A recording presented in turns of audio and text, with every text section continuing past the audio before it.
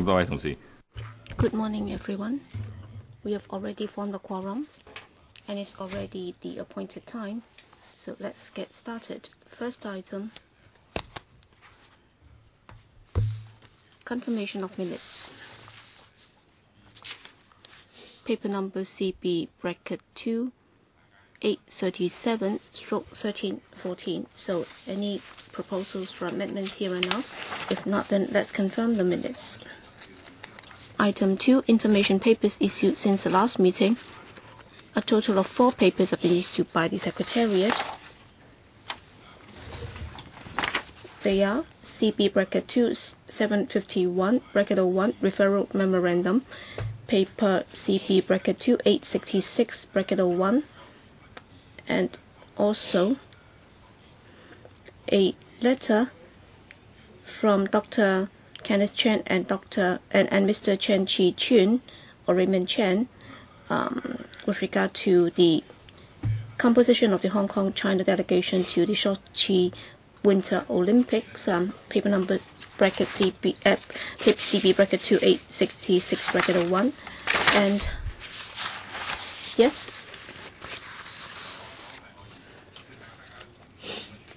So let's decide how we're going to deal with the papers. So can we just ask the administration to provide a paper? Yes, Kenneth Chen. Chairman, definitely the administration will have to provide a paper because there is community concern. It's not just about the Winter Olympics, it's about our sports policy. Recently, there have also been discussions, and the sports sector has also come up with some very good suggestions, and therefore, after we have received the administration's response, I think we can schedule another time for an in-depth discussion. And I'd also like to discuss this with the chairman and also other members. We can also ask the Research and Library Services Division to look at NSAs and also the functions of the SF and OC and so on. But then I'll leave it to chairman and all members to decide. Just any further comments, Raymond Chen? Number one, we believe that the administration will have to deal with the Sochi incident involving the Hong Kong team. It will have to tell us exactly what it has done or what it has not been able to do, because on the incident, sometimes the government's role might also be restricted, because if the administration went too far, then it might be interfering with the operation of the SFNOC. But then, as this council and also as the community, of course, we also had some expectation or aspiration about this arrangement. And if the administration tells us that there are things that it's not been able to do, then we will have to review the policy. Because if you talk about mega events, then I think the Olympics must be one of the major events. And if we're not able to do that at all, then there must be something that we have to review. Well, first of all, let's ask the administration to give us a paper, because we do have an item on the list of outstanding items, item 16, and let's see what the administration's reply is, and then we'll decide how we can take the matter forward. All right, any further comments? If not, then that's the way how we're going to deal with it for the time being. And then item 4, or rather item 3, date of next meeting and items for discussion. If you look at the list of outstanding items for the discussion, well, the next meeting will be on the 21st of March. It's a Friday, 8:30, and then the administration has proposed 2 items on the list, item 1 and 2, government's youth development policy and also shopfront extension. So on shopfront extension, the administration would also like to invite the FEH panel and also the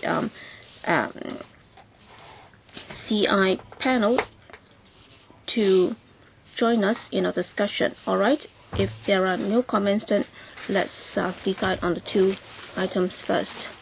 Item 4, further discussion on the planning of the multi-purpose sports complex and related staffing proposal at the Kai-Tak development area or sports complex. Let's invite the administration team to join us. Okay.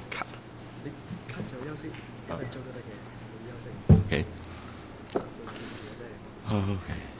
Okay. Okay.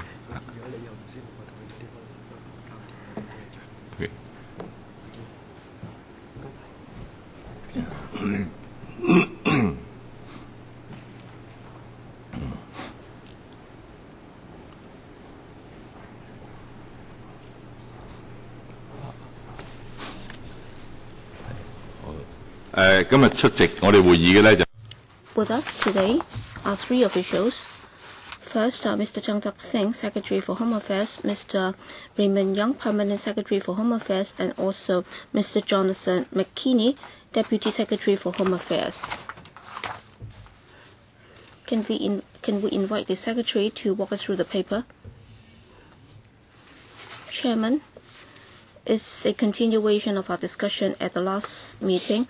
Well, both the sports sector and the community have been looking forward to the completion of the Kai-Tak multi-purpose sports complex, and after the review, the administration has conducted extensive consultation with the community, and the conclusion is that the community does expect us to come up with the Kai-Tak MPSC, which is a sports, recreation, and also entertainment center, and we believe that the development of the MPSC is in line with the review and also the expectation of the public. And over the years, the administration has been liaising closely with the sports sector as to what we should be doing with the MPSC. It's not just there to serve the sports sector. It's going to be the space for the public, which will be a hub of sports, recreation, tourism, and entertainment, and there will be retail and office accommodation, and also shopping facilities and so on. In building the MPSC is completely in line with the government's policy in developing sports in Hong Kong. That serves our objective, and we have also been working in accordance with the HKPSG and the parameters that have been set out in coming up with public facilities in order to meet the needs of the community. But then at the same time, we also have to face with this issue of a shortage of sports facilities for the community. It's expected that in 2012 alone, well, we need to build 3 sports complexes and also a standard stadium in Kowloon, and with the MPSC, that will also go a long way in helping to meet the shortage. And there will be training facilities and competition facilities. And in organizing major sports events, we have already got a history of some 20-30 years. And we are actually lagging behind what is expected of us by the sports sector and the community at large. And under the project of the MPSC, some of the facilities are completing, including the cruise terminal, public housing, and also government's trade and industry building, and also the pediatric center. And the MPSC is going to be a vibrant sports and recreation facility, and that will also help to add color and vibrancy to the whole area. And all along, we have received a lot of comments with regard to the MPSC, and we have an open mind as to what should be put in. And in the design stage, we will consider those comments very carefully. And with regard to the timely completion of the MPSC, the HAB will need to set up a dedicated team, which is headed by an SGOC, who will be responsible for the policy command of this whole issue, and he will maintain very close liaison with all the stakeholders in order to ensure that there will be very close cooperation with all the sectors concerned. We will also be deploying a senior architect and also 2 senior executive officers who will be supporting this AOSGC. We hope that members will support our proposal in order to expedite the project, which is about sports development, and we will also be able to enhance the quality of life for Hong Kong public, so that we'll be able to enhance Hong Kong's status as an international cosmopolitan city. Thank you, Secretary. How many members would like to ask questions? We have Wong Kwok Heng, Tony Chair, Yu Si Wing, and myself. All right, 4 members in the queue. Also, Raymond Chen and Wu Chi Wai. Anyone else? If not, then all right, 5 minutes each. Before you ask question, I'd like to remind members that as it involves some funding proposal. So please decide if you need to declare interest. Yes, Wong Kwok Hing, Chairman, with regard to the development of the MPSC at Kai Tak, in order to help Hong Kong meet with the need for organizing major sports events. I think in the long run, we do have that need. And as a result of that, the administration will have to ask for funding for the establishment of a dedicated group headed by a directorate officer. I think there is a necessity for this to be done because we need to have somebody in charge of this. So I'd like to ask the administration this. Well, there are two aspects that I'd like to get further information on. From the paper, it says that with regard to the major sports facilities in Kai Tak, are they able to meet Hong Kong's needs in applying to host major international events? Well, Bureau Director, as you might recall, some time ago, you came here, and then at the time, because the hardware was not good enough, that's why you asked for funding for the organizing of a major sports event, and as a result, you did not manage to get approval. So now you are going to set up and build this complex. Have you learned from the lesson? I think it's going to be a very important lesson for Hong Kong as a whole. So we should cherish this opportunity so that we'll be able to make up what we have not been able to do in the past and also make improvement. You need to have directorate officer to head the unit. I can understand that because during the Municipal Council era, as members might recall, with regard to the Hong Kong Stadium's management, it's a fiasco. As a result of that, the administration had to ask the then Urban Services Department to take resolute action to resume the management right of the Hong Kong Stadium, so that the administration had to take over the management of the stadium in order to resolve some of the very serious problems. So, in other words, if the administration were to make sure that the operation, the design and management of the MPSC is okay, then the administration has an unshakable responsibility to do it. If you're going to outsource that to a private operator, then you'll be subject to a lot of constraints and you're bound to repeat the mistake and the failure of the Hong Kong Stadium in the past. So, after you have appointed the directorate officer to head the unit, I really hope that you're not going to repeat the failure that you had committed in the Hong Kong Stadium saga. Bureau Director, number one, I'd like to thank Mr. Wong for his question. With regard to the Kai Tak MPSC, indeed the design and the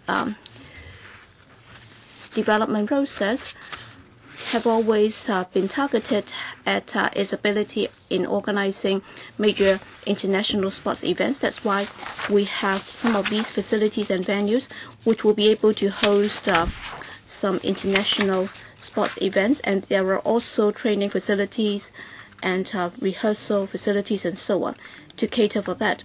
That's the whole purpose. And Mr. Wong also referred to the need for a directorate officer to consider all the major issues. Indeed, that's the reason why we are asking for that. And he also referred to the Hong Kong Stadium experience. Indeed, we try to learn from that incident. We would like to capitalize on some resources and strength outside the government. The operator should have the experience, so people may be worried that there may be underutilization. So if we can capitalize on some operators who are familiar with organizing major sports events, then that would be good. On the other hand, we have to consider the needs of local sports sector. So how can we have a good collaboration between the government, the business, and the community? This is rather challenging. So when we take reference from other countries, they adopt the government-business collaboration approach. And in so doing, they have to define clearly the responsibilities of the government and the business sector and the sports sector. So this is a challenging work. So that's the reason why we want to set up a task force to look into all these. Next, Mr. Jie Wai-chun. Thank you, Chairman. Regarding the high-tech MPSC and the manpower needs, well, I support this item. This is an important project, and we have been looking forward to it for a long time. I would like to express my views. Last time, I remember that the Secretary talked about the model, whether it should be a public works program or whether operation should be included in this program. And in referring to para 5, I realized that operation should be separated from this project. Now, this is going to be a large project. I represent the construction and surveying constituency, and in our subsector, if design and build are put together, I do have many reservations. As we all understand, if it is going to be a straightforward project with not much change, then yes, you can adopt design and build. However, if that's not the case, there will be a lot of problems. Recently, there are a number of large government projects in which the design and build approach was adopted, and a number of problems occurred, especially about the control of funds and also expenses. Now, I have read the consultancy report, and in the report, all the merits of the model are highlighted. I understand that this is just a summary. I don't know whether they have explored or looked into problems associated with the design and build approach, and whether or not this approach is suitable for this project. In the report, only the merits are highlighted. I don't know whether this approach has been finalized already. If so, I hope the Secretary will reconsider. Otherwise, I will have a lot of reservations. And in the future, there may be big possibility that there will be exceedance of budget. Now, we would like to see the development of elites in the sports sector. At the same time, we want sports to be more popular in our community. Now, mass sports development and elite sports development are different. There are different requirements involved. So, do we really want to bundle up all these things in this project? I think it will be more appropriate to separate things so we can use our own design. And then in the future, when tendering is conducted, the project can be divided up into smaller segments. And then that will be beneficial to the whole project and the public as well. So I would like to know whether this model has already been finalized. Secretary, Chairman, thank you, Mr. Jie, for his views. That's the reason why we need a task force to look into this. For the time being, we are still open-minded, and we are going to adopt a public works program approach so that the government can have the biggest control over the project. However, we would like to take on board views of people who have this kind of experience. In the past, we took reference from both local and overseas experience. The construction itself of large sports complex is not difficult. There is rich experience in the world. However, we want to make sure that it is going to satisfy our needs. We do have some existing facilities and venues, and the sports sector criticized that those venues are not suitable for large-scale international events because there is no media room, there is no drug inspection room, and so on and so forth. However, some unnecessary facilities are there. So in other words, there are things overbuilt. How can we make sure that there won't be overbuilt or underbuilt scenarios? We have to do more studies. So that's the reason why we need a special task force. Mr. Yu Siwing, thank you, Chairman.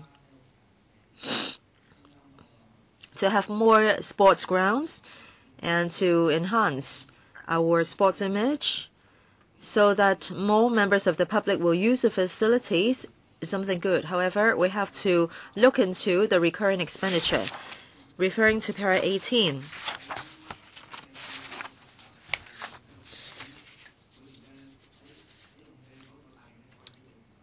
there are 20 to 30 major events per year in major stadia elsewhere, and this is more or less the same in Hong Kong. However, in other countries, the average attendances range from 50 to 70%.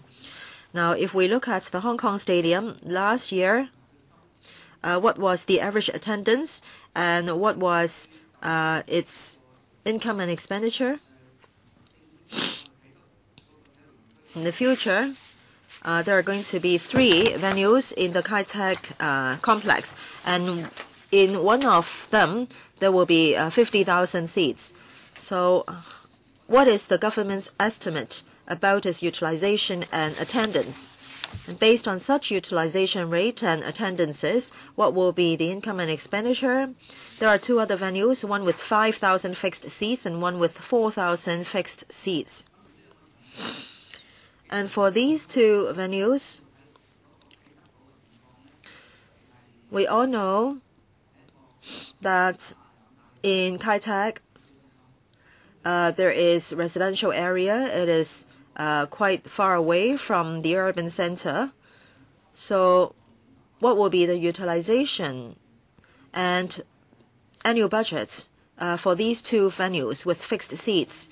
Secretary, Chairman, we will do more detailed assessment, especially after the dedicated unit is set up. So we will take into consideration experiences in different areas. We have heard strong voices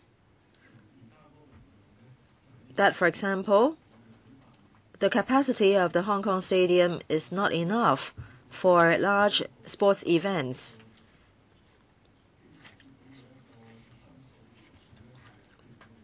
One common criticism or complaint is, for example, concerning the Rugby 7, tickets available for sale to the public are not enough because of inadequate capacity. So some soccer clubs or football clubs have told us that there must be larger facilities for these large sports events in order to be more cost effective. I have to point out that it is not possible for many events to take place every day in these facilities. And this is just a common pattern all over the world. Usually, the venues are occupied only on a few days in a month. But then when there's the need, actually, we need a venue that can house more spectators. Chairman, we're talking about a large-scale sports venue or complex, and it is necessary to do a very detailed calculation. We're not talking about one-off expenses. We're talking about recurrent expenditure, so we need more data. For example, the attendance, the accounts of the Hong Kong Stadium, so that we will know potential problems that may arise in the future. Yes, we need a sports venue. We want to be more international in organizing major events, but we need to know the budget in detail. Because this is going to be a a double-blade sword. Yes, I agree. We need to do more studies. Next time, or in the next stage, we will invite operators and contractors specializing in major sports events and major international cultural and arts events to produce some figures. Then we can be more clear of the situation. Okay, my turn now. The sports sector has high expectations on the Kai Tak complex. We want to satisfy the needs of the sports sector. Now, I would like to discuss a few issues. First, there is going to be a venue or a facility with 50,000 seats, and then one with 5,000 seats, one with 4,000 seats. So what should be the correct number of seats? There are different comments or opinions. The government said that one of the venues should have 4,000 or 5,000 seats, but then the sports sector is of the view that there should be more capacity. I don't know whether there is room for further fine-tuning. I said last time that the sports sector would like to see more sports facilities on site for different purposes. So, for example, there's the need for a venue for eye service events or bowling events and so on. And then about the NOLA, after the environmental quality and water quality is improved, can it become a water sports venue for rowing, for example? I think we can look more into these. I don't know whether all these are feasible. Apart from water sports, there's also swimming. I know that swimming will take up some space, and the government said that in Kowloon East there are quite a lot of facilities. Unfortunately, all these facilities, swimming facilities, cannot satisfy the needs of international sports events. Recently, the Victoria Park facility was opened for use, but then the sports sector is of the view that it is not all totally up to standard. So I am a bit surprised. So I want to know whether there is still room for further fine-tuning, and then whether the facilities can be improved. Permanent Secretary, Chairman, let me take this question. When we designed the facilities, we started consulting the sports sector quite a long time ago. So we consulted the sports sector, the national sports associations, and that consultation took quite a long time. It was a detailed one. And then there was a lot of discussion within the committee. Of course, the sports sector has a lot of views. We are talking about a large complex, and it is not possible for any one complex to cater for all sports. Yes, there was a lot of discussion about the swimming facility, and the final decision was to give up the suggestion of having a large swimming pool complex, because in the vicinity there are plans to build quite a number of swimming pools or facilities. And if the water quality of the Nala can be improved, then it can also be used for water sports. But then water sports are not going to be events within the complex.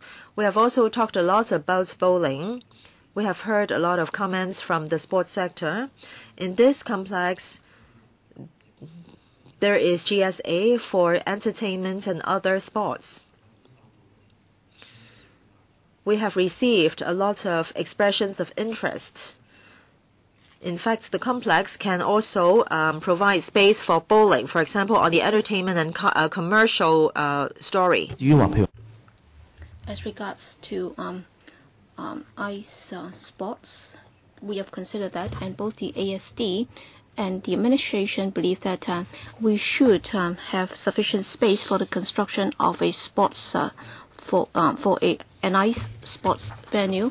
For example, whether it's ice hockey or speed skating and so on. Well, we have not been able to meet international standards in terms of a venue, but then when we are building this new facility, we can also include in a brief that we can also come up with a venue which can meet international standards. Yes, that can be done. Of course, that would depend on the market's response, but then technically we are able to do that. Next, Raymond Chan. With regard to the administration's objective of constructing venues for the hosting of major games and so on, well, I do have some reservation about this. Apparently, the administration is building this complex for the purpose of hosting major events. We are not Dubai. We are not Russia. We are not here to showcase our national strengths in order to try and become the host for an Olympic Games. So whether or not it's an overbuilt or a pragmatic facility to meet the actual needs, well, you talk about the 50,000 seat stadium which can meet needs. Well, the best that we can do is to host the Rugby 7, and we can also have some star soccer teams coming to play in Hong Kong, or else on how many occasions will the seating capacity of the Hong Kong Stadium not being able to meet the needs? All right, in para 18, you claim that with the 50,000 seat stadium, there will be high utilization rate, and if it doesn't turn out like that, then we'll be asking you to take up the responsibility. And also you talk about overseas experience, and apparently you said that 20 to 30 major event days per year, and the utilization or attendances ranging from 50% to 70%. So has the Hong Kong Stadium managed to do that? You said that there was 27 sports event days and 5 non-sports event days. I'm not too concerned about this because for the Hong Kong Coliseum, well, most of the time it's not hosting sports events, but then I think the utilization rate is up to 70-80%. And then in para 18, you said that yes, sports will have priority sports will enjoy priority, but then there is also scope for large-scale entertainment events such as pub concerts and so on. All right, you do not have to call it a sports complex. You can also call it an entertainment city. So have you done any calculation as to the ratio between sports and non-sports events, or is it that well, if there are no sports events, I think it's not bad if it can host pop concerts that will make a lot of money, and I'm sure that's not a bad thing at all if we can manage to invite some superstars to host concerts there. But then today we're discussing a sports facility, and we're talking about utilization rate. But then, Secretary, you also talk about the expected high utilization rate, and if it's not sports, then you can also use it for other purposes, and then they can have concerts for up to 30 days and so on. So you will have to think hard about this. Apparently, we are going to press ahead with this, and funding approval is going to be given. But then in the end, we'll be held responsible for that. So I have to make that clear today. That is, I'm not going to be held responsible for that. And you said that you will have to look at market principles in order to make sure that there will be proper control of the facilities and also the complex. So can you tell us more about this? So what are you concerned about? Where do you have to hold the rein in terms of the contractual agreements and so on? So can you tell us more about this, Chairman? All right. Raymond Chan said that he had reservation about having facilities to host major sports events. All right. This is his personal view. I've heard that. And with regard to such sports facilities, including the Kai-Tak MPSC, this is going to be the biggest venue for sports, and of course it's mainly for the purpose of hosting sports events. But of course we also think that there is scope for there is scope for large-scale entertainment events and so on. You also refer to the Hong Kong Coliseum.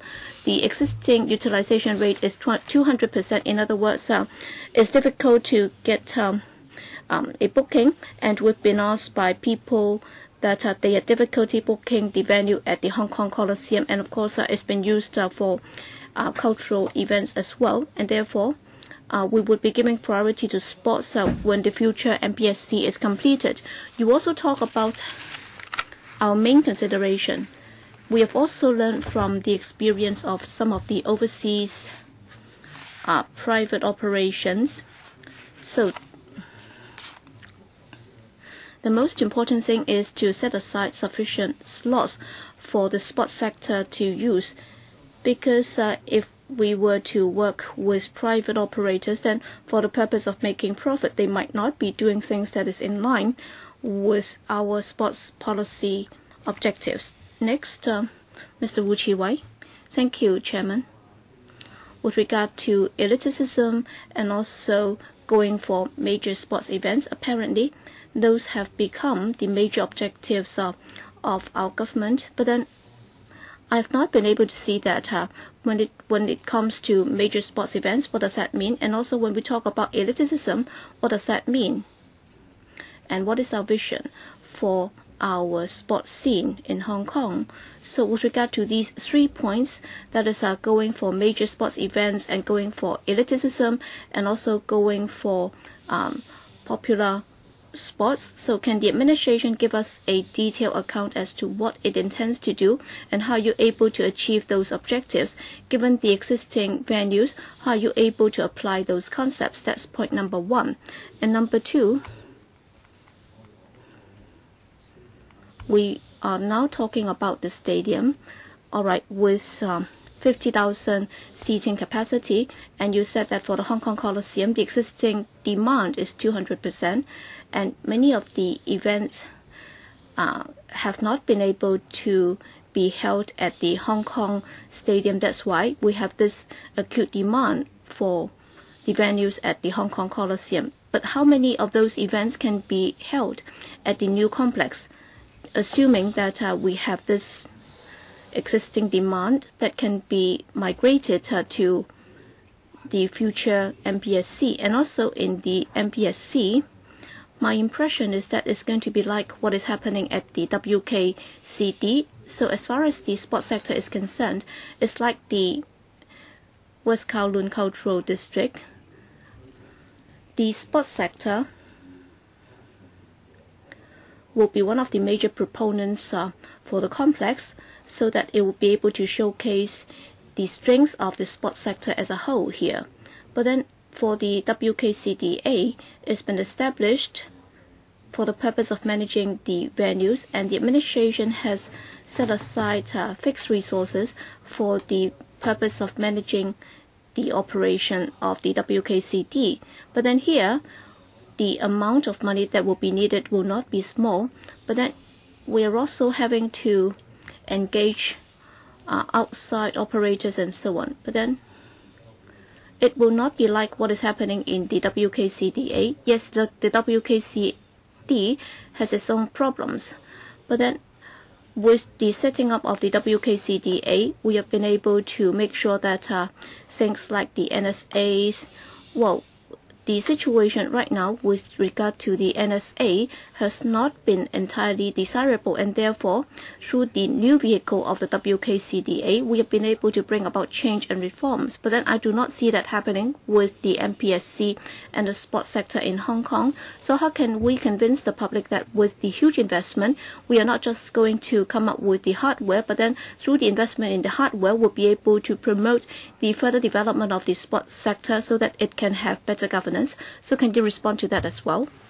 Thank you, Mr. Wu, for your questions, including the comments that he has just made. Yes, indeed, for the Kai-Tak MPSA or MPSC, it will be able to host world-class mega events, but then it can also be used for training up elite athletes. so that we'll be able to popularize sports in Hong Kong. So with regard to our overall sports policy, and also you talk about the 3 major areas. Well, this Wednesday we're going to have a motion debate on that, and I'll also be elaborating that in a more systematic manner as to what we are going to do with our sports policy. I'll see if I will be able to respond to the points made by Mr. Wu this coming Wednesday.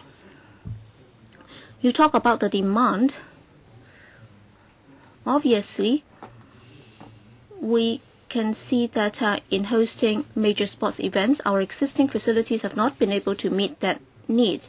And as I said in the opening statement, in East Kowloon, yes, in terms of the district sports facilities, we have not been able to meet the need. That's why the Kai Tak MPSC will be able to meet those demands. Certainly, in the Kai Tak MPSC, indeed the operation will be different from that of the WKCDA. I'll be supplementing on that later. Next, Leung Chi Cheung, and then Mr. Frankie Yik. Thank you, Chairman. If we are able to come up with a major sports facility, I think for those who like sports, they'll all support it. Yet at the same time, it has given rise to some concerns in the community because the scale is too big. We're talking about a 50,000 seat stadium, and the utilization rate is expected to be at 50%. Is difficult to achieve. Yes, so long as there are people who are willing to book the venue, it's already high utilization. But then, are we able to make sure that the turnout rate will be as high as 50 to 70%? And one of the justifications for coming up with this paper by the administration is worrying to me, because you talk about the Hong Kong PSG, and apparently 3 districts have been included: Kwun Tong, Kowloon City, and Wong Tai Sin. The demand for the 3 districts have been used for the purpose of calculating the demand. But then, if this is to be built, then what is going to happen to the 3 districts? Because if you look at such a major facility, the hiring fees will be quite high. So is it going to be managed by a private operator? Then I'm sure if it's to be run by a private operator, the fees will not be low. And also for some of the events, if they were to be held in such a major venue, then it's going to be difficult. So for the 3 districts, they are short of major sports facilities, and then you're going to tell them that with this venue coming up, we are able to help them. So that's not fair to them, because the venue charges will be very high. So have you consulted those 3 districts? Have you consulted the district councils to see if they find it agreeable? So what's their view on this? And the second point is, I've also visited Taiwan together with the bureau director. Well, public-private partnership has been very effective in Taiwan, so they have outsourced the management of some of these venues to the private sector, and it's been run very well. But then they are not calling them sports facilities or venues. So what is the source of revenue? All right, they can have groups that are not really sports groups, and then they can get revenue from those groups. And of course, in the long run, the future management and cooperation, what is the mode of operation going to be like? In the future, this should be further discussed in district council or LegCo. Do you need a response from the government? I asked about the 3 districts. Permanent Secretary. Chairman, let me take the questions. We have already consulted the district council in detail. At the end of last year, we spent 2 months visiting the related district councils to consult them, and they have expressed their support. I would like to reassure a member that it is not true that we're not going to build any further sports facilities in the districts with this large complex. If there is still a shortfall, we will still build more sports facilities, because we are now talking about a territory-wide sports complex. And the indoor sports complex is basically for Kowloon City, because there are not enough such sports facilities there. So we're going to build this indoor sports complex for Kowloon City. When there's not the need to worry about rent. When we consider operation, well, for example, there are facilities for hiring by the public, and we will control the rent or the hiring fee. There won't be a big difference from the existing fee levels. As regards other fees,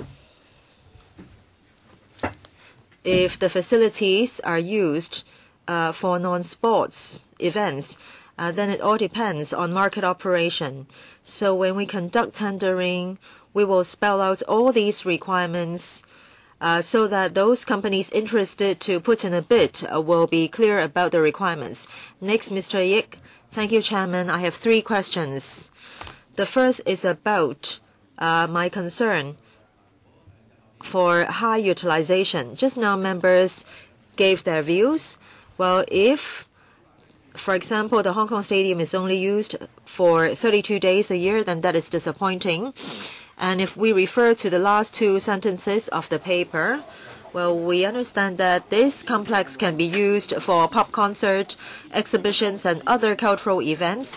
And Mr. Yiu and Mr. Chan and I support you on this point. Can you tell us the percentage?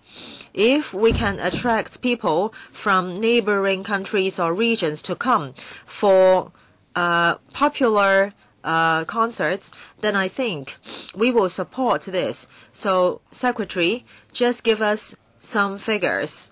We are worried that the complex will only be used for 32 days. If you refer to page 5 of Annex 2, there's a financial analysis. And in fact, Pricewaterhouse has the data about repair and maintenance stage. The cost is 2.5% of the surplus every year. So you do have some budget. It's just that you don't want to disclose the figures for the time being. So in the future, can you release the P&L? Because we're talking about huge expenses. My third point is I am concerned about future traffic. There will be 2 MTR stations in the area. But then let's say at 11 p.m. after a pop concert, 50,000 spectators or audiences will come out at one go, and they will have to wait for a long time to get on to public transport. So I'm worried about this. Permanent Secretary, let me respond. Yes, the member is right in saying that our financial advisor has done a lot of work already. When we present information to LegCo, we may not be able to present all information, and in fact, members won't have the time to read all the details. However, if you find it necessary, we are more than happy to provide you with the information.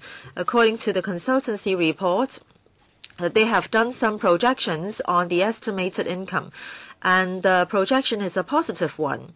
If it is not positive, then we won't think that this is a feasible project. They estimate, or they have estimates about future income or revenue. I don't know whether this involves commercial secrets, but it is the opinion of the consultant. So if you find it necessary, we can provide you with further details. We have conducted consultation sessions with the sports sector, and we have received a lot of expressions of interest from the sector. They have also done some calculation. In other countries, many such sports complexes are being operated. For example, in other countries, how many days on average are the complexes being used?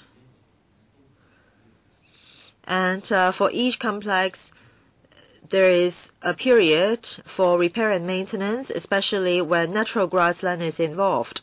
So we cannot expect very frequent uses of these complexes. And every year, if there can be 20 to 30 events taking place in a complex, it is already very good. And in the Hong Kong Stadium, we do have comparable utilization. If the capacity is bigger, we are confident that we can host more events. Regarding the Hong Kong Stadium, we have to take into consideration views of neighboring residents. So very noisy concerts cannot take place there. But then in Kai Tak, there is a canopy. So pop concerts can take place there. So we don't need to worry too much about future utilization. And about traffic, we have discussed with the relevant district councils, and we don't see a big problem. Because, first of all, there is going to be the Kai Tak MTR station with 2 exits, so we're able to take care of passenger flow within a short period of time. I would like to supplement. So you confirm that there are the figures. So can you give us the figures in writing? Okay. Ms. Mo? Ms. Claudia Mo? Chairman, I don't agree to the point that the government cannot present all the information to LegCo. This is not reasonable. I think we are talking about the public's right to know. Well, you should present all information available because all the information papers are prepared with public funds. And, well, the government described that the complex is going to be very energetic and very amazing, brilliant, and so on. I think it is not necessary to describe in this way. We don't need the information. Just now, the Secretary talked about overbuilt and underbuilt scenarios. I think these are worth our worry because we don't want to see something like a white elephant. If you talk about the Queen Elizabeth Stadium and the Hong Kong Coliseum, well, now they are the facilities for pop concerts. Well, I don't mind if pop concert take place in these sports complexes because you are still promoting the performing arts culture, but it is not the same as professional sports development. We don't want other things to be more salient or more important than sports in such facilities because that is not appropriate. I'm most worried about privatization. You may say that after privatization in Taiwan, for example, the development is good. Well, we always are worried about the hegemony of real estate developers. Based on your assessment, you think that public-private partnership is the best, and you said that you need further studies and data. It seems that we are forced to agree with you. The fact is that to develop international sports events, it is difficult for us not to agree with you. For example, if you talk about cycling, we have world-renowned cycling athletes in Hong Kong. You should not only consider mega sports events. When in the future, there may not be a big white elephant, but a small one. The design may be good, but then the utilization may be on the low side, and there may be a lot of management problems. Right, there is the need for further studies. But what is the specific timetable? 莫生。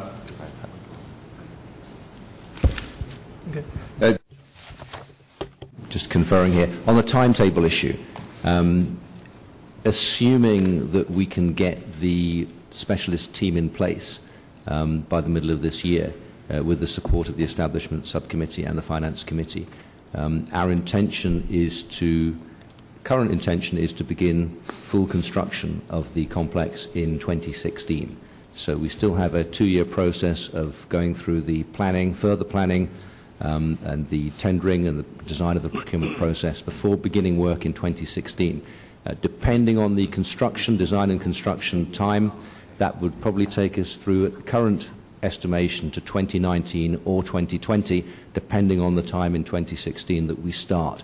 Our closest reference for construction time is the Singapore Sports Hub, which has a 42-month design and build construction time. It's a very similar scale to the scope of facilities provided for Kai Tak, and if we were to come in within that kind of construction time frame, assuming a beginning of construction in mid-2016, we'd be looking at the very back end of 2019, early 2020 for the completion of the facilities in terms of the capital cost and capital programme. Will there be any public consultation, not electrical, public consultation on anything, the design, the way it's funded, blah, blah? A simple yes, but we've already begun this process. As the Secretary said, happens? Yes, we've already begun the process with the district councils in East Kowloon. We've been to the Harbourfront Commission. No, I'm talking about the please Hong Kong public. Communicate between yourself. Please come to me, okay? Sorry, time's over. 而家係第二。 Any other member who would like to ask question in the first round? If not, then let's begin the second round. 3 minutes each. Okay, I will be the first one. Last time I asked a question, I suggested that the government should consider increasing the plot ratio. That's my first point. My second point is to increase the area for other commercial purposes. Now there is going to be 40,000 square meters for that. Just now, the permanent secretary said that the area for commercial use can be used to increase sports facilities. If you only consider commercial facilities, then can you take into consideration the need related to sports? If we talk about the ice skating venue, we have to think of the ceiling height and whether or not there are columns and pillars and so on. These are more technical in nature. If we talk about other operational needs, have you taken these into consideration in construction? If not, in the future, there will be limitations arising from these technical elements. On Wednesday, there is going to be a motion debate. And in terms of operation of this complex, sports should come first. Otherwise, the users may not be able to compete with other commercial users. So have you considered this? We have to talk about technical conditions and also financial, economic conditions. Otherwise, the users may lose out in tendering. Well, this is a sports complex. Okay, Ms. Mo is not around.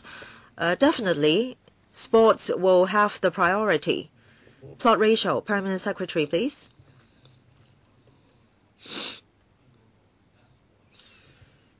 When it comes to the design of the complex, we now have a preliminary conceptual design. If you have read our paper, the financing mode will be such that the company putting in the bid will be responsible for design, construction, and operate. So when we start tendering, all government requirements will be spelled out in the framework. So first of all, sports must come first. We will spell out the facilities that we need.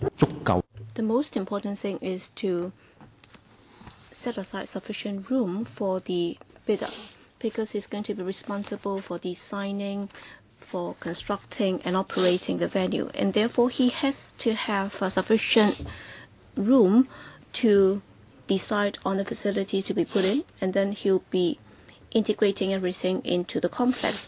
So there is no question of him coming up with the facility that would not allow him to operate the venue as a sports venue, because he'll be responsible for running it as well.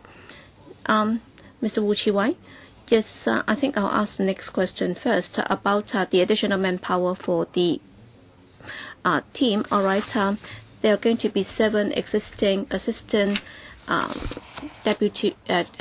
assistant secretaries for that. All right, for cultural policy, we do have an assistant secretary responsible for that, but then for sports policy, we don't have one. So I would agree that in terms of our sports policy, we have to have an assistant secretary for that.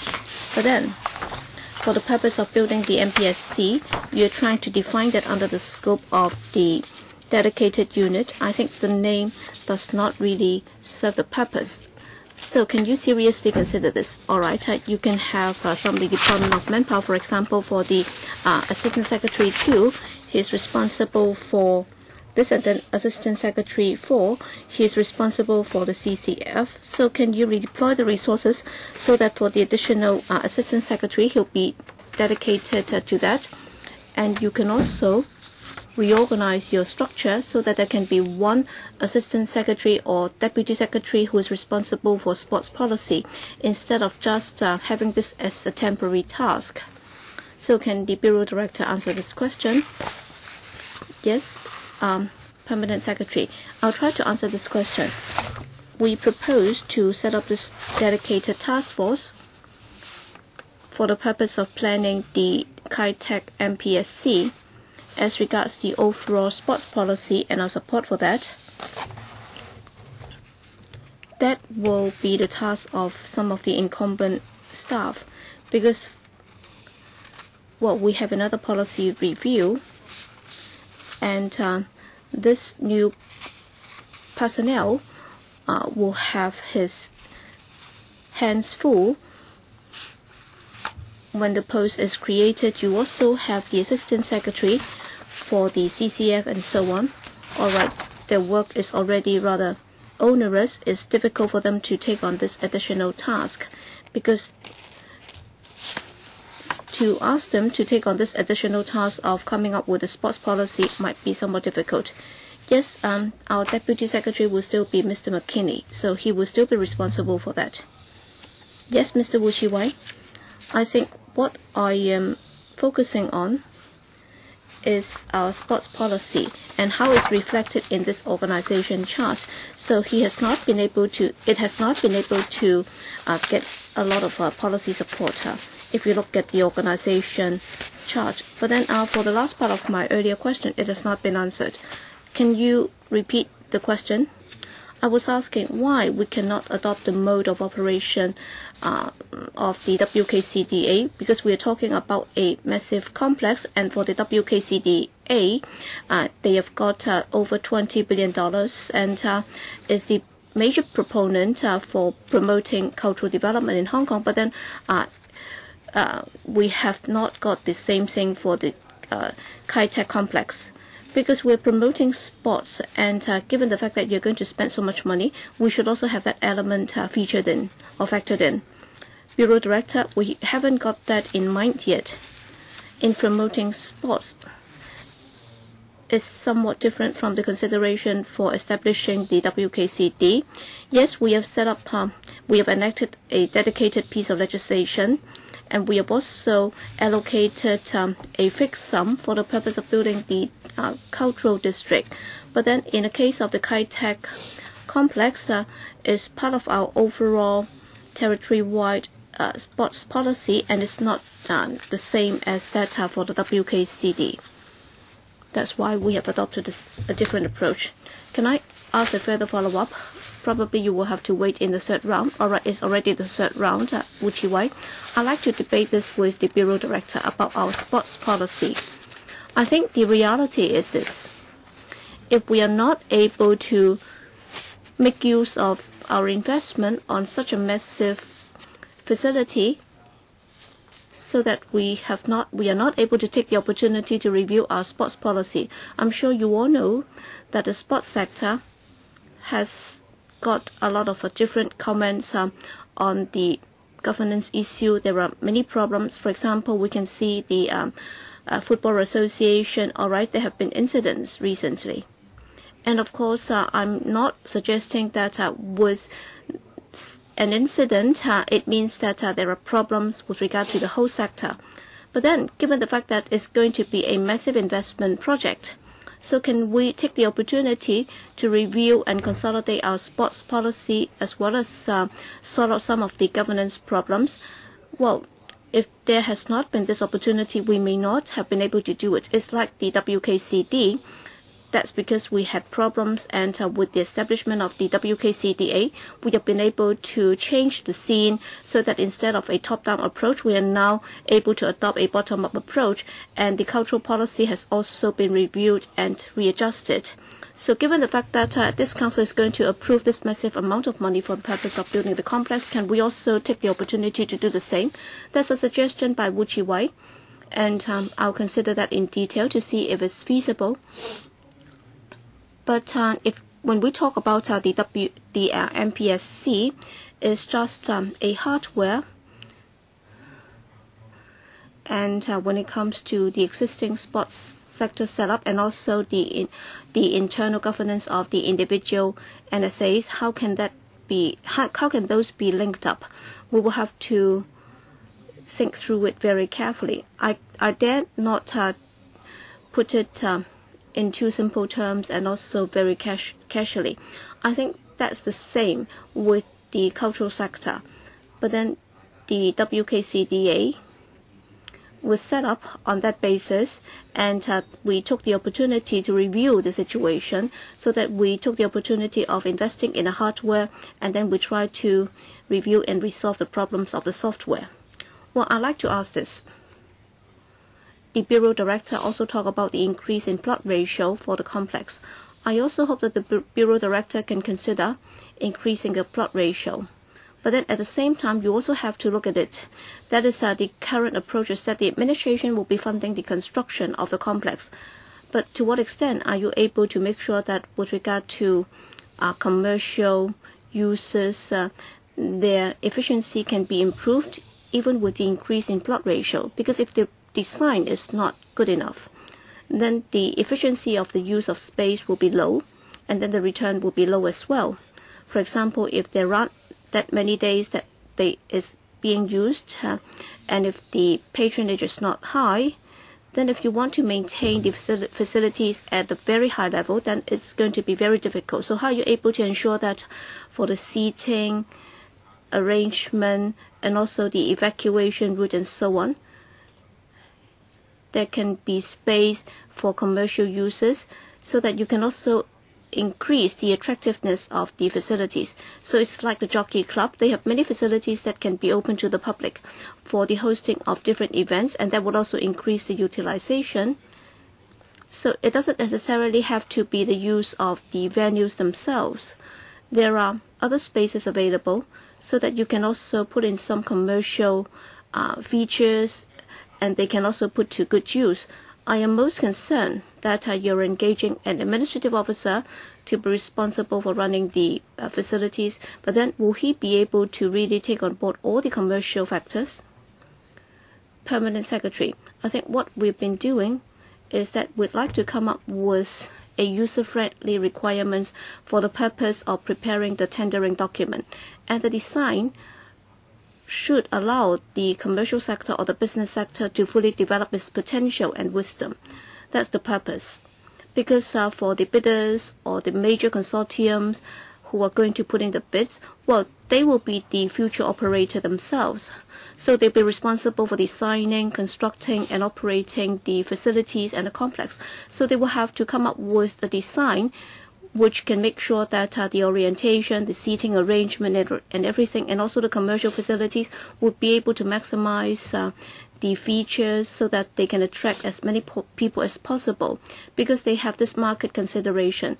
And within the administration, we may not have the expertise to do it. That's why in our design concept, we have already allowed that to happen. So I'm not too worried about this. That is about the use of the space. Well, even if the plot ratio has been increased, they may not be able to make the best use of it. Well, you might have explained part of it, but not the whole of it. Yes, even if they are able to come up with a very good proposal, as you said, the administration itself may not have the expertise or the wisdom or the expertise to do it. But then who will have the wisdom to choose the best option for this? Well, in doing the selection, we'd like to set up a committee, and in that panel, we will have people from different backgrounds, not just those from the administration. There will be representatives from the relevant sectors, including the sports sector, to help us do the vetting. Any further questions from other members?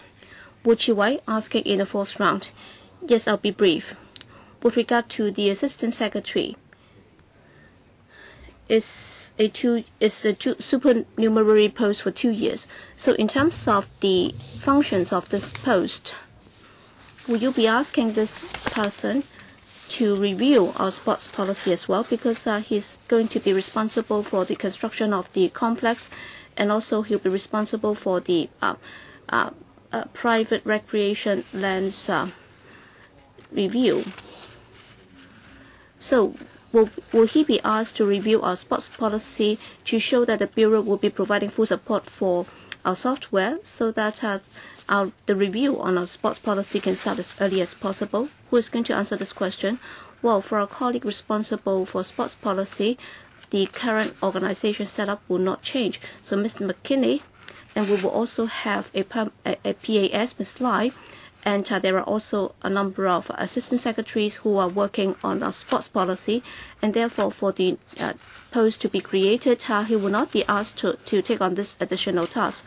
So can you confirm that within the HA Bureau, with regard to some of the governance issue and our sports policy, there is already a comprehensive review underway, so that we will know that within the near term, you'll be able to come up with some conclusions, and there can also be some policy discussion on that.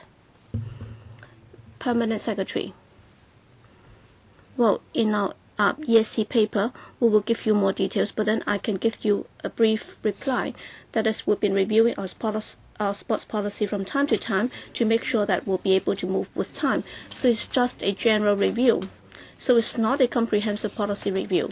So you are not going to review our existing software and also the governance of the NSAs and how those can be resolved. Is that right? Chairman, on Wednesday, in a motion debate, we're going to discuss that, and I'm sure that will be touched on in our upcoming motion debate. It's difficult for us to come up with a very detailed response on our sports policy and where it's going to go. No, I'm just asking if you have already conducted a very detailed review or a comprehensive review on our sports policy. That's all I'm asking. Indeed, Chairman, within the Home Affairs Bureau, we have the Deputy Secretary, Mr. Jonathan McKinney, and he has a team responsible for sports policy and has been monitoring that from time to time. Mr. Frankie Yik, a very simple question. Well, 3 minutes, please. Just now, we talk about traffic arrangement, and the Secretary said that he had explained that to the District Council. Can you give us a copy of the District Council paper then? Well, for the 50,000 spectators who will be leaving at the same time, so through the MTR, so how much time will be needed? So in terms of the evacuation of the crowds, how much time would it take for you to disperse all the crowds? Do you need an immediate reply? Well, they said that they had talked to the District Council's concern, so can we be given the paper? No other member would like to ask question? Okay. For this item, we have spent altogether around 3 hours and 2 sessions for the discussion. I think that this is quite adequate. And members have asked questions in 6 rounds already. So after such a detailed discussion, do members support this proposal of the government about the MPSC and also the staffing proposal. Your comments, please. So basically, you support the proposal. That's my understanding. All right. In that case, the government may table the proposal to the ESC and PWSC. Mr. Wu Chi-wai. Thank you, Chairman. I broadly support this item, but I would like to say that there should be the studies about sports policies, and then there should be details about the financial burden and commitment and so on before I give my concrete support. On Wednesday, there will be a motion debate, and then in our list of outstanding issues, we're going to discuss the sports policy of the government. So in the coming months, we are going to have a more in-depth discussion. Today, we are dealing with this proposal. Basically, members have not indicated any objection, so we will conclude our discussion of this item here. Thank you, government officials. Next agenda item, item 5, licensing control of internet cafes. Let's invite the government representatives to come in.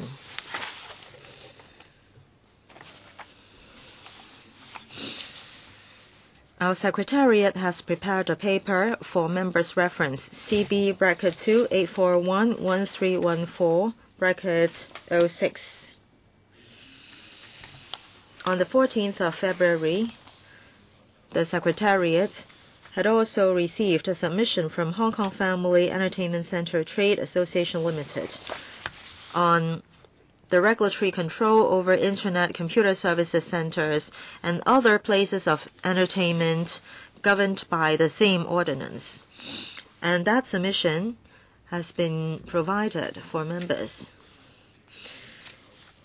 Apart from the Secretary, government representatives in attendance include Ms. Gracie Fu, Deputy Secretary for Home Affairs, Mr. Franco Kwok, Assistant Director of Home Affairs, and Mrs. Suzanne Wong, PAS for Home Affairs. Secretary, can you take us through the paper? Yes, Chairman. Concerning Internet cafes, to incorporate them into the licensing control, I think this is in the request of LegCo members and members of the public. We have consulted the HA panel, the district councils, the PTAs, youth federations, youth organizations, and also the trade. We have been paying close attention to the operation of cyber cafes and also the evolution of computer games. We have examined possible regulatory control. So here we're going to introduce to members our proposed licensing system. On the whole, the public thinks that there should be regulatory control, but then the trade is concerned about possible operational impacts of licensing, especially on the selection of site and also the impact on rent. We understand that the crime situation in cyber cafe is not serious, and in recent years the number of cyber cafes was declining. In the year 2000 there are 300, and at the end of 2013 there are 100. Now the cyber cafes are larger in scale, so after considering these factors, we don't propose to enact new laws. But then we will make use of a licensing system. We will promulgate some new guidelines spelling out the licensing conditions. And it is basically in line with the existing voluntary-based code. And the trade is familiar with the details. For example, fire safety requirements, building safety requirements, and also requirements about the land grant. And then after midnight, the cyber cafes cannot serve those under 16 years old. Then there must be filtering devices of cyber pornography and violence in order to protect the youths. In the existing ordinance, the strictest requirements on gaming establishments will not apply on cyber cafes. For example, the 100-meter rule will not apply on cyber cafes. And then in gaming establishments, there are those venues for adults and those under 16 years old. But then this rule will not apply on cyber cafes. In order to satisfy licensing requirements, the cyber cafe operators may need to put in place improvements. So before the commencement of the guidelines, there will be a grace period of 18 months. So together with the licensor and also the police, we will spell out all the requirements. And there are also other establishments installed with game machines, for example, home entertainment centers and also electronic dart centers and so on, and also related restaurants. For these establishments, they are governed by other licenses, for example, the food license and also liquor license and club license. And then the crime situation there is not very bad. There are also public safety considerations, for example, fire safety and building safety, and these requirements are more or less the same with other ordinances. So under the under the amusement game centers ordinance, there can be exemptions so as to avoid double regulation. And now technology is advancing very rapidly, especially those associated with home entertainment centers.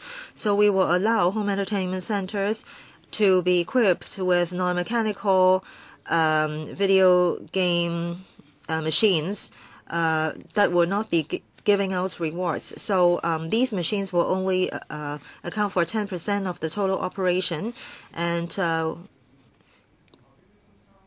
there will be some games suitable for those over 16 years old. After listening to panel members' views, we will draft the detailed proposals. And then within 2014, the proposals will be tabled for members' vetting.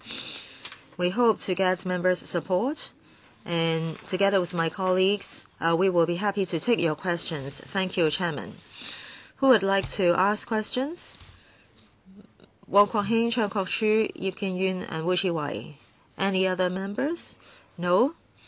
Then each member will have 5 minutes. First, Mr. Wong Kwok Hing. Thank you, Chairman. About regulation of cyber cafes. There will be legislation within this year, but if we look into the history, 12 years ago, public consultation started in 2002, and now it's 2014 already.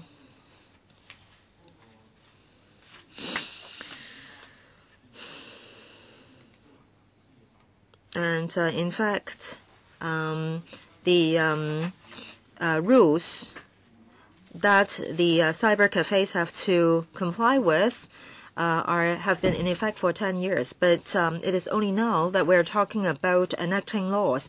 Is this too late? Of course, it is better to be late than having nothing. But then things can change a lot in 10 years. At the beginning, there are 300 such establishments. Now, the number has declined to about 100.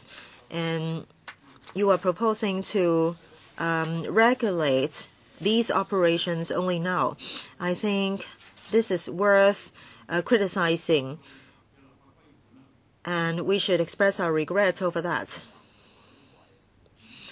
Okay, we have been late in regulating the cyber cafes. Now my first question is, why do we still need a grace period or a transitional period of 18 months?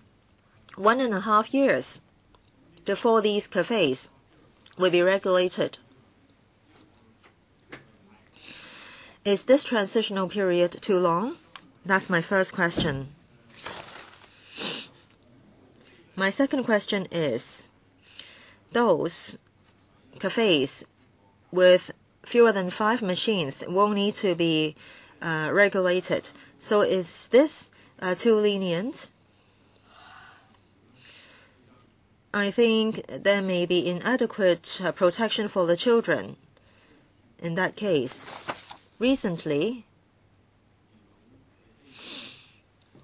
many media reported that pornographic games are being uploaded in these establishments. So if establishments with fewer than 5 machines won't be regulated, I think this is a loophole. Apart from pornographic games, there are games in which cash can be redeemed.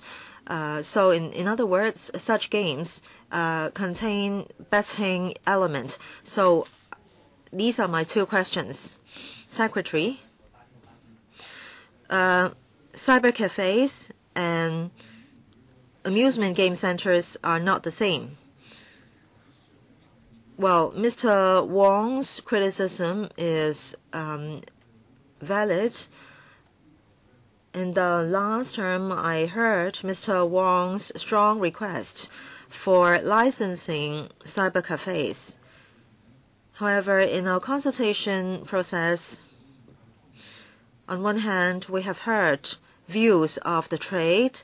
At the same time, some members of the public said that the computer technology is developing rapidly, so do we still need to regulate the cyber cafes? People don't need to go to cyber cafes to browse on the internet. They can use their cell phones. So do we really need to regulate these cyber cafes? There is not a licensing system for cyber cafes. However, they still need to comply with the building safety and fire safety laws. The law enforcement agencies regularly inspect these cyber cafes.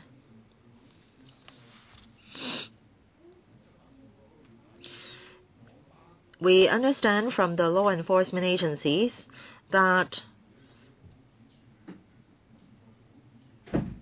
there isn't a very big risk about crime at these cyber cafes. And they are not the same as amusement game centers. Cyber cafes are places for people to use the internet.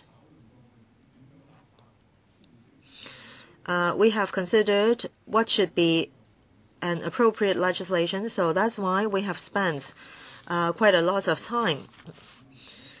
Because of technological development and operating conditions in Hong Kong, the number of cyber cafes has declined to about 100. And we think that there are good reasons for incorporating them into the licensing system. Next, Mr. Chang Kwok-chu, and then Mr. Yip Kin-yu. Thank you, Chairman. As the Secretary said just now, in every household there is computer and people can visit the internet. So why is it that these cyber cafes can still survive? Based on the data, well, at its peak there are 300 cyber cafes. Now there are only 100. But then there must be good reasons for these 100 cyber cafes to be able to continue to survive. Some children and some young people may not want to buy licensed or authorized games. So they can go to these cyber cafes and they can just pay $100 to play the games without having to buy the authentic ones. At the same time, parents may not like to see them playing these very violent or pornographic games. So there is some value provided by these cyber cafes. At the same time, on the internet, there may be group discussions, and then people can gather together at cyber cafes to play games. Then we have to think of the following. Now, there is not the so-called centers for adults. Then there may be some betting games. There may be also class 3 games and violent games. So for young people going there in groups, so will they be affected by some triad elements? So if they can go together with friends, then there are bound to be good friends and bad friends. So if we can regulate these cyber cafes in terms of fire safety and or building safety and so on, I think the content is also very important. So my questions are, number one, during the past 3 years or so, in terms of inspection by the HAD,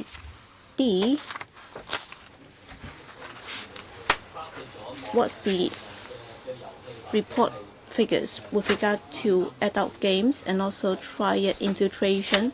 So have there been many such cases in the past 3 years? And of course, it depends on how many inspections you manage to conduct and what's the staffing level for conducting such raids or inspections.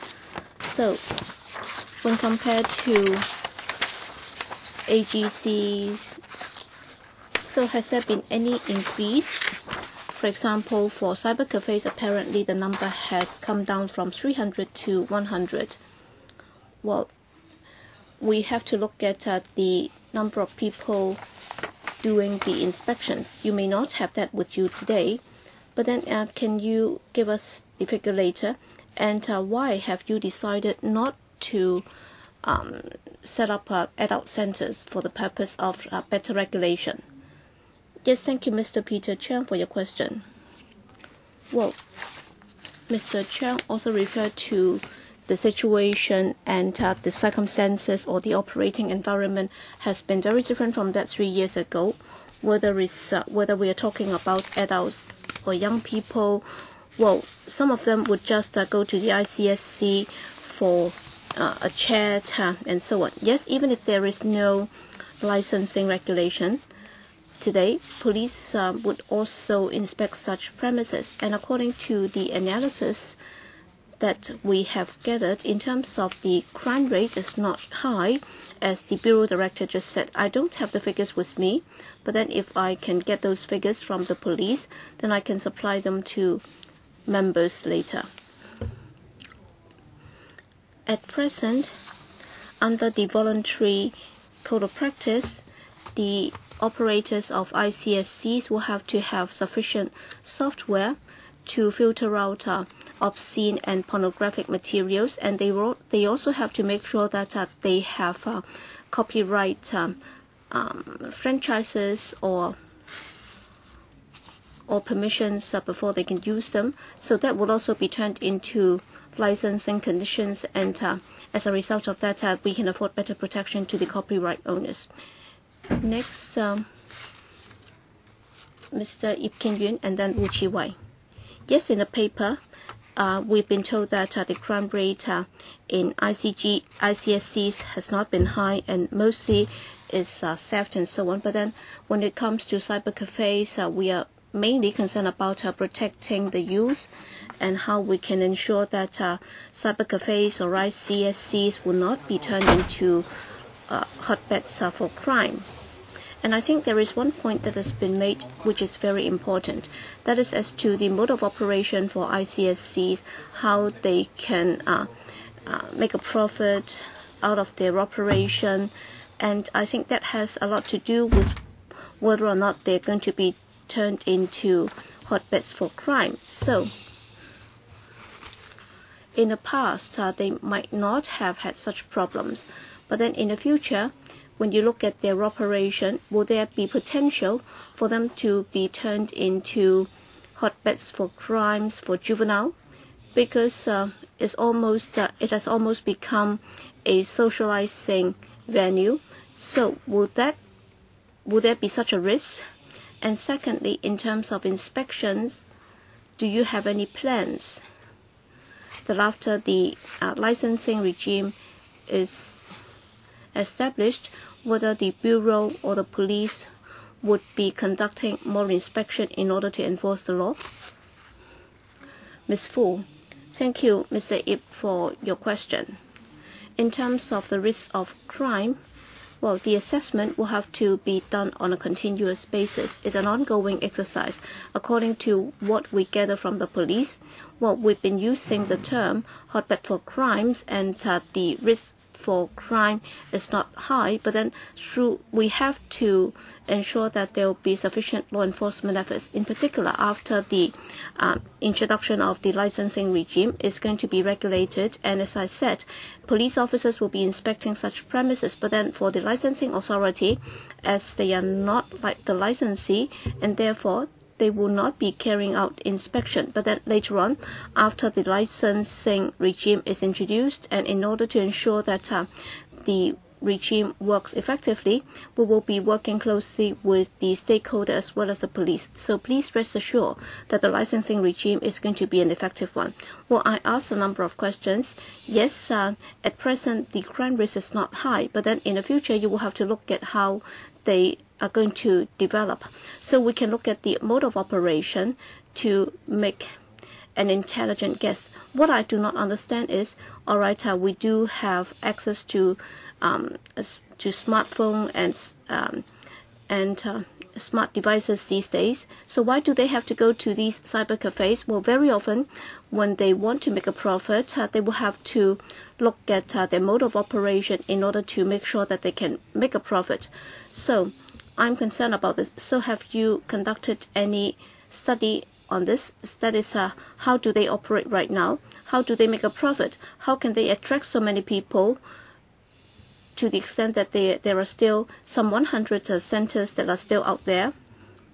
Indeed, Chairman, as the Honourable Member just said, with regard to such cyber cafes, to a certain extent, they have already become socializing venues, and it's a place outside home where they can access the internet. Yes, internet usage or access is very, very popular, but then there are still some people who do not have internet access at home, and there are also people whose working hours, well, according to my visit to some of these cyber cafes, my observation is that well, people might have very peculiar working hours. For example, if they have to work in the night time, then if it's not convenient for them to go back home for some rest, they might decide to go to these cyber cafes. Yes, it's very commonplace for people to have access to the internet at home, but then because of the working mode and also the lifestyle of some people, they might find it more convenient to visit these cyber cafes to access the internet. And as far as we are concerned, we believe that most of them are able to comply with the regulations for the online games that they offer. They are able to filter out the betting elements and also the pornographic elements very effectively. That's what I have observed so far. Mr. Wu Chi-wai. Thank you, Chairman.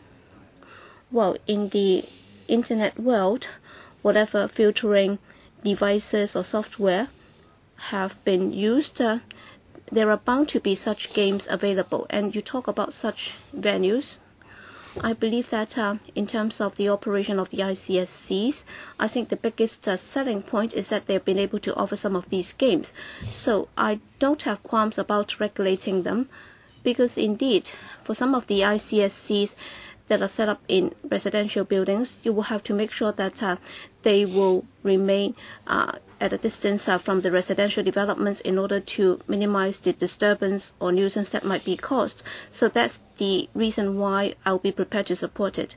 And I'm concerned about this. That is, when compared to other pieces of legislation in terms of the regulation, I think you have adopted a relatively more relaxed approach in this case. So I'm concerned whether or not this will become a loophole, so that when compared to other similar establishments or operations, they will then ask the administration, why is it that you're prepared to be so lenient about our ICSCs and yet you've been so strict with us? So you will have to justify that. So in terms of the leniency that you have adopted for ICSCs, will that lead to similar relaxation for other trades? And that being the case, well, for the regulation of cyber cafes, you should not be so lenient about that at all, because I think the most stringent regulation would be for the conventional AGCs. But then, as we can understand it, well, even if the ICSCs are just chatting or socializing venues, well, it's the same as AGCs. All right, they'll go there to play games, and for cyber cafes, they are there to play internet games. So why do you have to relax the regulation for ICSCs? You will have to justify that. And then for AGCs, we all understand that they are mechanical game devices or machines, so they will have to be wired. But then, with the increased efficiency of online games and wireless devices and so on, would that become a regulatory regime that will lag behind the actual development? And of course, I understand that it's a very complex regime, and so long as you can have a Wi-Fi port, you can connect up to 100 devices. So we have to be very careful. We don't want to have an overkill. Thank you for your question. Why is it that for the regulation of ICSCs is somewhat more lenient than AGCs? Because of the source of it and also the nature of their operations. They are very different. Well, for cyber cafes, the purpose is to enable people to browse the internet, because it's not just in Hong Kong. Elsewhere, they also have cyber cafes for people to browse the internet for communication and chatting purposes. And as the situation develops, well, with the advancement in internet technology, many more people are now able to have access to the internet. So people these days just go there to spend their leisure time and also play games and so on. So they are gradually using more game machines to attract people. Because of the excitement of playing games and so on, they are able to attract more customers. But then the games themselves might give rise to some public concerns. That's why when we started the legislation, we imposed very stringent conditions. For example, people or young people wearing school uniforms will not be allowed in, and they must be kept at a distance from schools and so on. So that's the purpose. That's the reason why we impose those conditions for AGCs, because of the difference in the nature of operations and so on. That's why the regulatory regime is different. All in all, well, for ICSCs or cyber cafes, we do not think that they should be something that should be phased out. Next, Leung Chi-Chang. Thank you, Chairman. Well, for cyber cafes, apparently the demand is declining. Well, the number has dropped from 300 3 years ago to just 100 these days. That's why in terms of their functionality is very different these days. So mainly they are offering entertainment for people to kill time and so on. So do we have to rush into legislation at this point in time? Well, I do have some reservation, because when you try to enact legislation, well, you'll be spending a lot of resources on that. But then a few years later, because of the advancement of internet, we can use our smartphones to play games and browse the internet. So how many people will still be going to cyber cafes to play games? I think the chance of them doing that will be getting slimmer and slimmer. And yet, if you spend so much money on that, and in the end, if you're just regulating a few dozen such centers, then how efficient and effective will that be? So it's questionable. And you also said that you'll be regulating the EDCs, the electronic darting centers. But then some of these might be gaming centers, so people might be exchanging some electronic coins for such purposes. The government would like to regulate cyber cafes and also amusement game centers, then will you consider doing more to regulate betting? That's my first point. Secondly, I'm worried about one thing. Now, in many food establishments like restaurants and cafes, they offer internet access to their customers so that they can handle things that they cannot do so on their cell phones.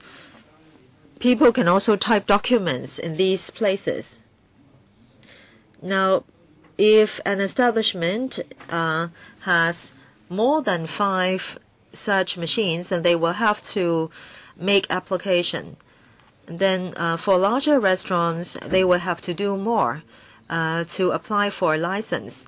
So are you going to increase the threshold to, for example, 8 machines to cater for the needs of large restaurants? Secretary, Ms. Fu. Thank you, Chairman. Thank you for the question. In para 5 and 6, we gave explanation about our regulation of cyber cafes. As we said today, we would like to make use of a licensing regime to regulate in a reasonable manner. And then how are we going to deal with the worry about betting among different types of centers? The only places in which prizes are allowed are home entertainment centers, because families will be served there. And so first of all, they have to get the license for doing that. And then if an establishment is not licensed in this way, it will be against the law if it offers prizes. And then the police can enforce the law. Now, this is something that the police and the license issuance authority will have to pay attention to. Now, in establishments where there are fewer than 5 machines, in, for example, airport lounges, restaurants, bars, coffee shops, very often there are 3 or so computers. We have considered very carefully that in these places there are not many computers. So with this exemption, we'll be able to take into consideration practical needs. There won't be over-regulation. If there are more than 5 computers, then they will have to be regulated. Otherwise, they can enjoy exemption. So this is a practical balance that we have considered. Chairman, I would like to make one point. Since there are fewer and fewer cyber cafes, is it really necessary to enact laws? Chairman, we are not going to make a new law. They will only be incorporated into the existing law. I have a question. In fact, my question was asked by Mr. Leung Chi-Chang. My observation is that free internet access is given to many business operators. And when it comes to the exemption about 5 machines, I think it is going to be less and less practical when time goes. In an airport lounge, there may be a few hundred customers who may need the service, and so they have to get the license. And in tea cafes, in order to compete more favorably, they have to offer more service. So if the limit is at 5 machines, and if there are more than 5 machines in an establishment, then they will be caught. And the mode of operation is different from charging a fee to use the computer. Now it is actually a free service to attract customers. In those computers, there won't be special device to get access to special software and games. So on one hand, there are fewer and fewer cyber cafes. At the same time, there is more and more occurrence of such a business mode. So this is a dilemma. So how can we strike a balance between these two issues? Ms. Fu, perhaps I did not make myself clearly just now. If we refer to para 12, those establishments with fewer than 5 machines will be exempted, and those establishments or premises that are not mainly for provision of internet services will be exempted. So in other words, this is a reason for them not to apply for license. So will there be a lack of clarity? Later, when we draft the law, we will take this into careful consideration. Our policy intent is as stated. Chairman and members have just made the point. In airport lounge, there are more than 5 computers, but then we do not intend to regulate these lounges. There is no other member in the first round. Second round, Mr. Wong Kwok Hing and Mr. Wu Chi-wai. Each member will have 3 minutes. Chairman, I asked 2 questions in the first round, and my second question was not answered. I would like the government to answer my second question. Those that can enjoy exemption because they have less than 5 machines, will it be possible that there is a loophole, they won't be regulated? So will that be the question that they don't need to comply with all the guidelines or code? And then there may be pornographic games or betting games. And then there will be a lack of protection for children. Is this going to be a loophole? This question was not answered just now. Deputy Secretary? We have taken into consideration actual circumstances. If an establishment is mainly for provision of internet services, there will be a larger number of computers. So if there are only 3 computers or so, then they will be mainly cafes and restaurants. We think that we should adequately regulate cyber cafes, and there should be exemption for establishments with computers for normal business operation. If an establishment is exempted, does it have to abide by the necessary guidelines or codes? Do they have to comply with all the codes?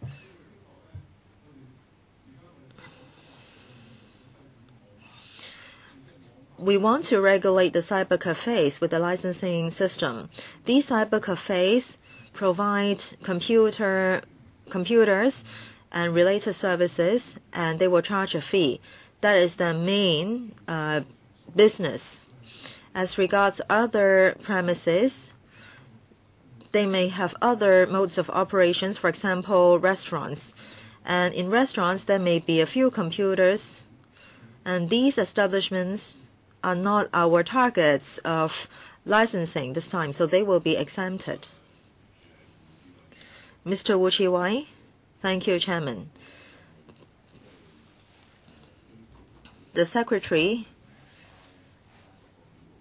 just said that the starting point of cyber cafes and also amusement game centers is not the same. But then very often now the details or content of service, scope of service is quite similar for these 2 types of establishments. So should regulation be more consistent or standardized for these 2 types of establishments? And what about the use of wireless network? My understanding about cyber cafes is that they use wired network. However, on wireless network, is it true that you won't deal with it? Actually, this is an embarrassing issue that we have to exercise care. And then concerning exemption, the public will be worried that in these exempted establishments, there may be, people are worried whether there are suitable software installed to make sure that pornographic or obscene information will not be displayed. Now, with the internet, even if filtering softwares are installed, they are not foolproof. Even if an establishment is exempted, I think there should be some minimum installations to make sure that there won't be software disseminating indecent and violent information. I think this is basically in line with filtering devices. Secretary, Chairman, Mr. Wu's last point is more or less the same as what Mr. Wong Kwok Hing expressed. We will consider in greater detail these premises with exemption and whether or not we should give them more guidelines for disseminating possible indecent, pornographic, and betting information. We need to seek legal advice as well.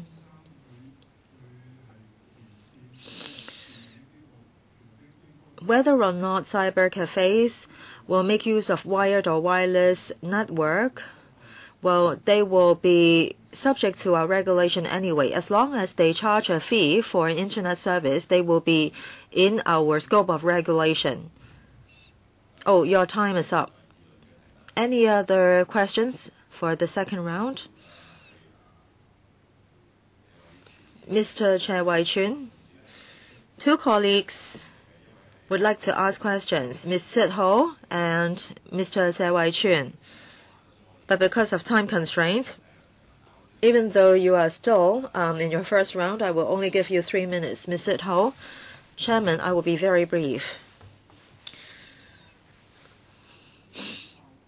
My point is, well, we are going to look at the main line of business and exemption for those with fewer than 5 computers. Well, I think as long as computer service is provided, well, even though it is free of charge, I think that should be regulation.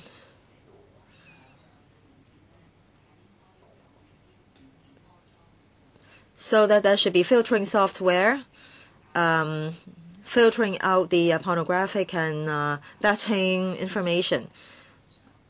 Well, sometimes there may be only 3 computers in an establishment, but young people can bring their own computers. So if these establishments are exempted, we cannot guard against a situation that these people can get access to improper information with their own machines. So I don't think that the threshold should be on the basis of number of computers or the main line of business. So as long as computer or internet service is provided for the public, there should be the requirement of filtering software. We are talking about regulating cyber cafes. In some coffee shops, they only have 2 computers, and it's difficult to say that they are cyber cafes. Anyway, we have heard Ms. Sid Ho.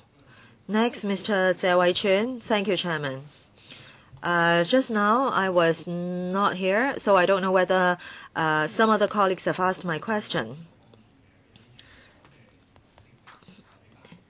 About entertainment establishments or home entertainment centers or cyber cafes, the government would like to regulate them to make sure that the users, the service users, will not be led to do unacceptable things by the operator.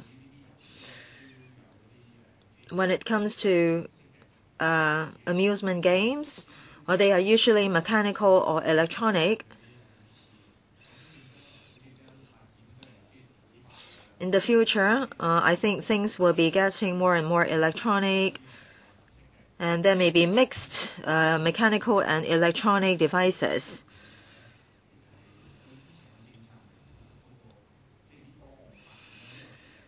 So is the government policy in line with this development, or you want to tighten up things because you don't want to see further development of these? Secretary. Thank you, Mr. Tse. I think his question is very valid. At the beginning, in home entertainment centers, all those machines and devices were mechanical in nature. So family members can play together with prizes. And then subsequently, for the AGCs, they only have electronic games. And as a result, there were more entertaining and exciting games specifically designed for adults. So the distinction between the regulation was whether or not they are mechanical devices or not. But then as there are more FACs emerging, and they are also offering electronic amusement games to patrons, we are now allowing FACs to offer 10% of their games in the form of electronic games, and as a result, the sector has written to the chairman of this panel as to whether or not the 10% threshold would be too high. Well, for AGCs, we are regulating them in a very stringent manner, but then for FACs, they are subject to another set of rules and regulations. And then for FACs, if they were to be allowed to offer electronic games, then conventional AGCs will find it very difficult to operate. That's why we are doing this on a trial basis by allowing them to offer 10% of their games in the form of electronic games. All right, any further comments? If not, then I'll have to wrap up our discussion on this and we'll have to move on. Next item. Amendments to the Chinese Permanent Cemeteries Ordinance and Chinese Permanent Cemetery Rules. So basically, the same team of officials will be here. So we have Ms. Low, Ms. Brenda Low, who is the Executive Director of the Board of Management of the Chinese Permanent Cemeteries, and we also have a paper from the administration, that is paper number CB-2841-07. Over to the Bureau Director. Yes, the paper proposes to amend the regulation and the rules so that they can expand the eligibility of use of the grave space or family niche with one's family to include married women, grandparents, great-grandparents, grandparents-in-law, great-grandparents-in-law, and so on and so forth. And we also propose that for the restriction on the use, that should be relaxed so that for grandparents, great-grandparents, grandparents-in-law, great-grandparents-in-law of the first buried, so that more people are eligible to use the grave space or family niches in the CPC. And we are also proposing the following amendments. That is for the permanent space, non-exhumable space. Well, cremated ashes of relatives should be allowed into those exhumable lots, that is burial lots with a term of expiry, so that ashes of relatives can also be allowed. And for unclaimed human remains, well, at present, if we are not, even if the board has not been able to contact the family members of the dead, they are still not allowed to cremate the unclaimed human remains, and it's expected that 10 years later, when the CPC is no longer able to identify further lots for the purposes, that's why under the Public Health and Municipal Services Ordinance, we propose that after 6 years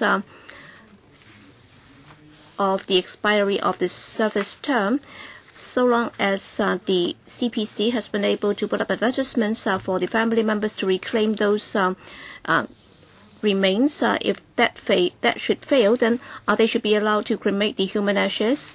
And for the other amendments, they are technical in nature in order to update and also align the terms used in the rules and regulations.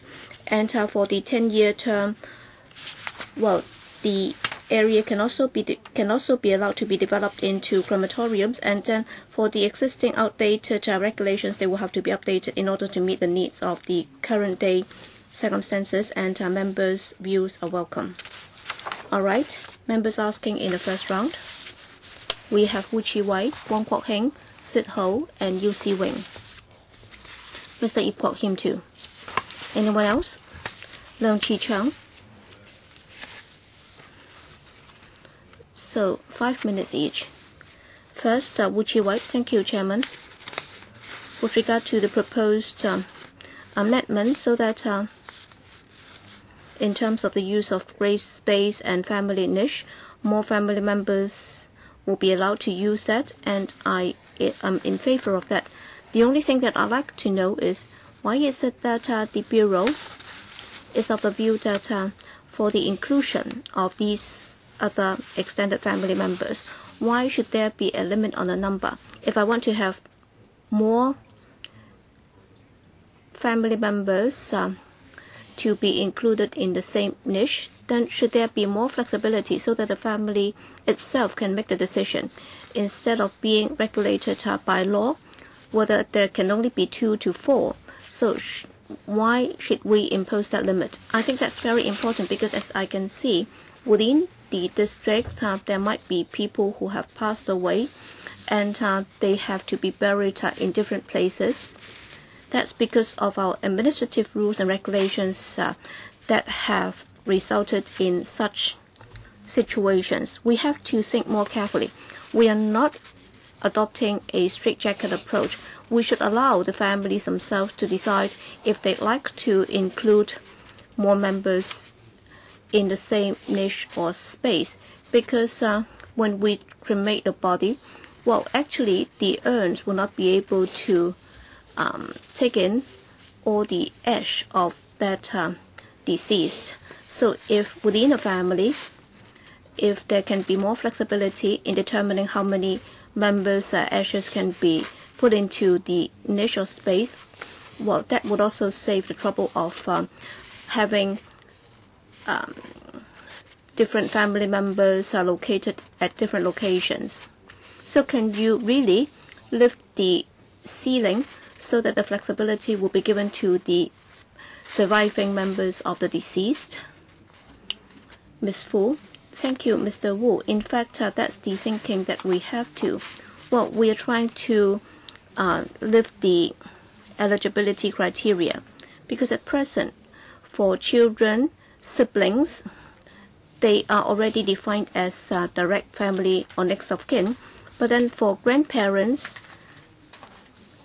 and great-grandparents, that is not yet allowed. That's why we try to extend that and then also for married women from the family. At present, they are not allowed. In fact, there is no limit on the number. So within the CPC, that is Chinese Permanent Cemeteries, there is no ceiling imposed on the number of people that can be allowed into one space. All right, if you're talking about a family niche, up to 4 members will be allowed. That's what I was referring to. Why 4? That's because of the size of the niche. That's because of the size of the niche. You cannot allow in as many as possible. Why do you not give the flexibility to the family? Because administratively, you are only allowing for 4 right now. Bureau Director.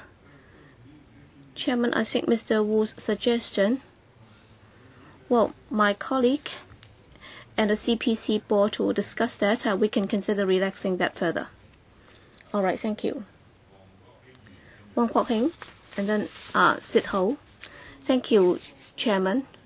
Concerning the relaxation proposal, I welcome that and I support it because we should make the best use of our limited space. I think we have no qualm whatsoever about that. But how about the computer records? Have you got such records in place? Because for the unclaimed remains, well, if you have to cremate them, but then what if someone comes up to ask for the whereabouts of the cremated ashes? You will have to make sure that you'll be able to locate them. And also, for the CPC and also the access between the CPC and the Catholic cemetery, because as a convener on a subgroup, I've been following up on this for 2 years. So we have been through 2 Qingming Festival and 2 Chongyang Festival, and yet the problem has not been resolved.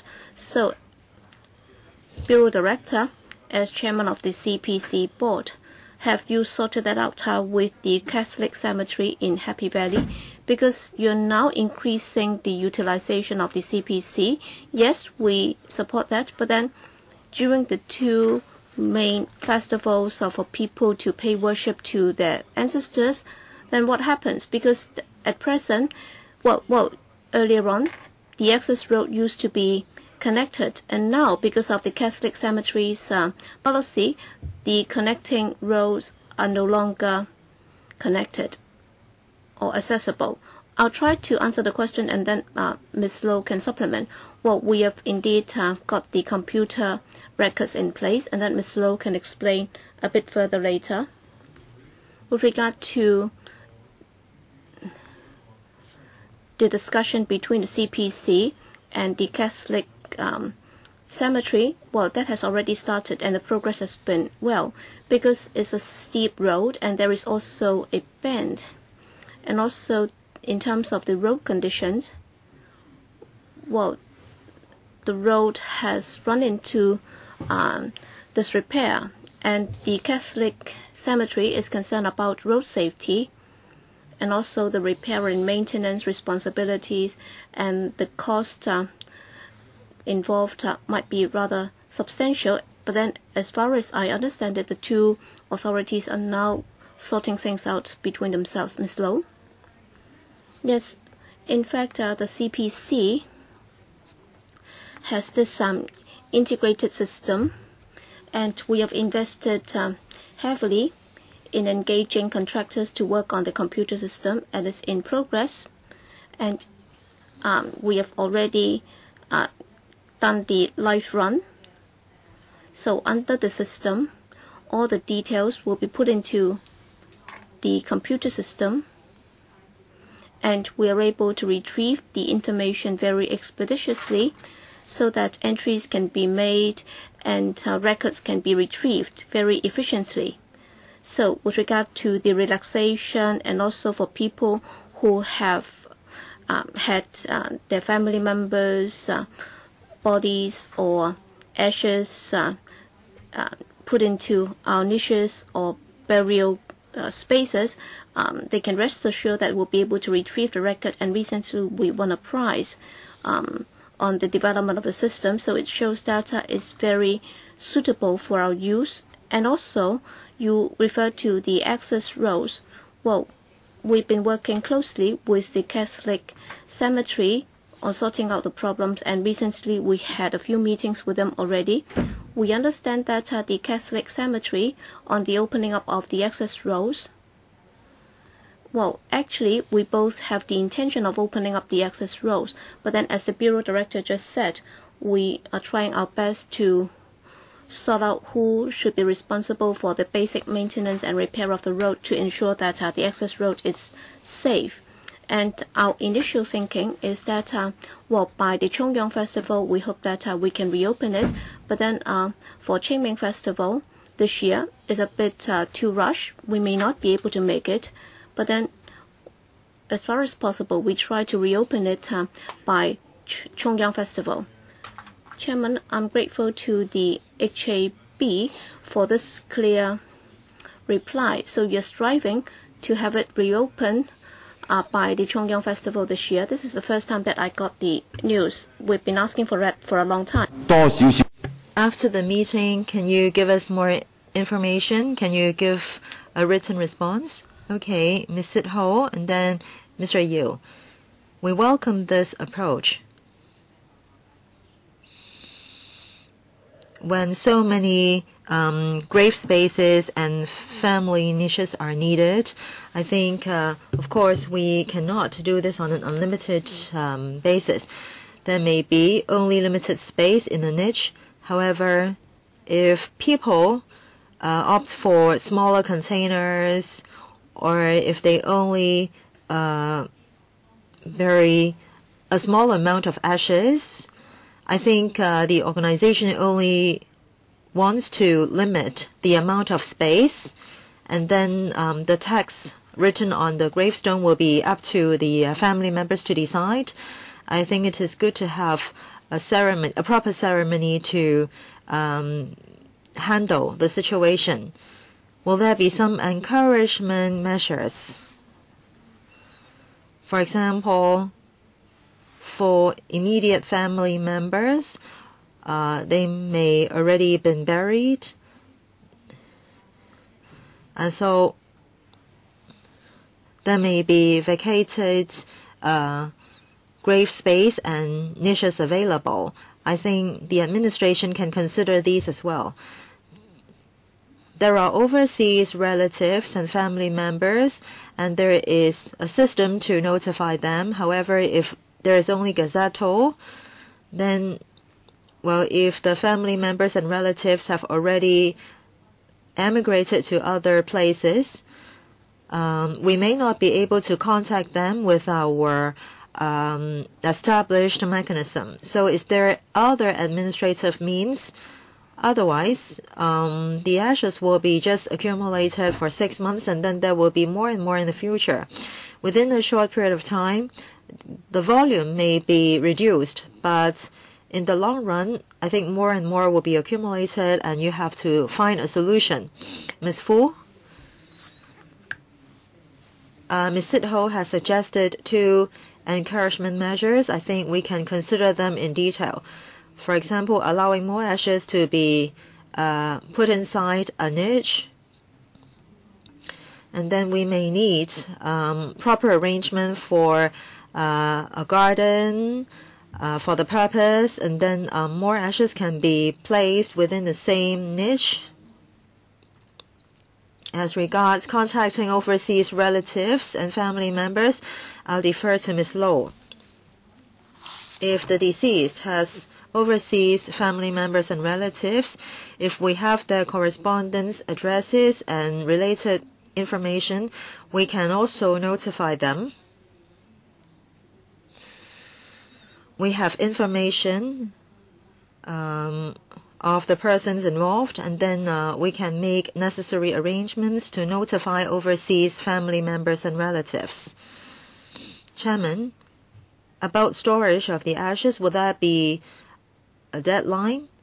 Because I think it is not realistic to accumulate more and more. 6 years, right, as stated here. I know that it may be too early to think about this, but perhaps we can think of it as one goal. I think there may be ashes not claimed by anyone. Then after a certain period of time, they'll be burned. And according to some related information, how many cases are there in which no one has claimed the ashes? Well, every year there are a dozen or so cases like that. In some cases, people may have forgotten, but then after some time, they came back to claim the ashes. And when it comes to storage of ashes, the storage methods are more flexible. So in the Changquan Old Cemetery, there's enough space to accommodate the ashes. So please rest assured. Next, Mr. Yu Si-wing, and then Mr. Ip Kwok Him. Thank you, Chairman. In order to more efficiently use the land, so there are encouragement measures to store the or to bury the ashes. There are also body remains not claimed by anyone. Then they can be cremated. Now, I think CPC is thinking of many other means. to deal with this issue in the future.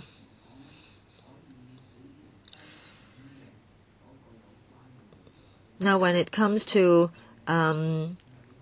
burial grounds and niches available for application, how many more are available in CPC? Of course, people are encouraged to consider cremation as much as possible, but will there be change in the application procedure to encourage people to adopt cremation? Ms. Low,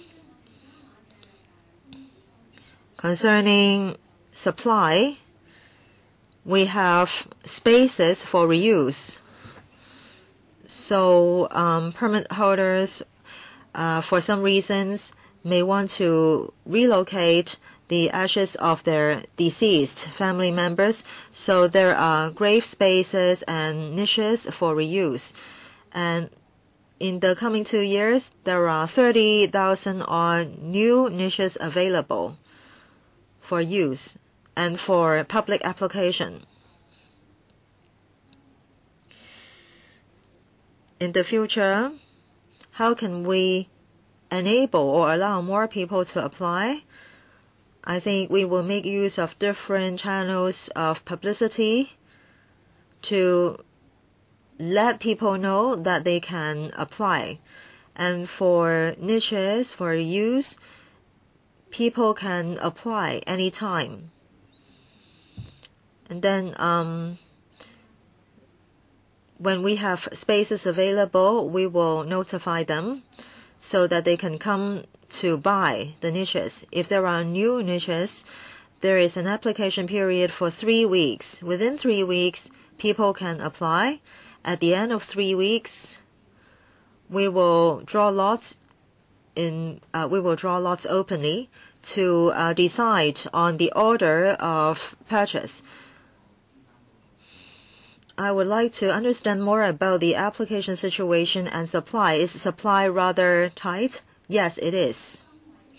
For new niches and spaces, when there are new spaces and niches available, the number of applications exceeds supply, sometimes a few times in excess. What kind of measures does the government usually adopt to solve the problem? Chairman, as we all know, niches for cremated ashes are in tight supply. So in the long run, we will work with the FEHD to change people's customs and habits. We understand that CPC does have memorial gardens for the disposal of ashes so as to reduce pressure on land and space. Next, Mr. Ip Kok Him, and then Mr. Leung Chi Chang. Thank you, Chairman.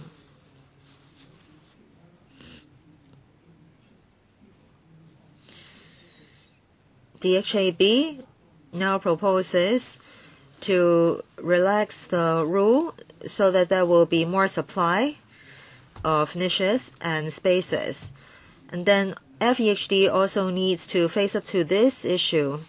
If the HAB and CPC can adopt such an approach, then perhaps, Secretary, you can talk to the other Bureau Director. I think people can be given a choice instead of having only 1 or 2 niches in a space to solve this shortage problem. My question is related to Para 7.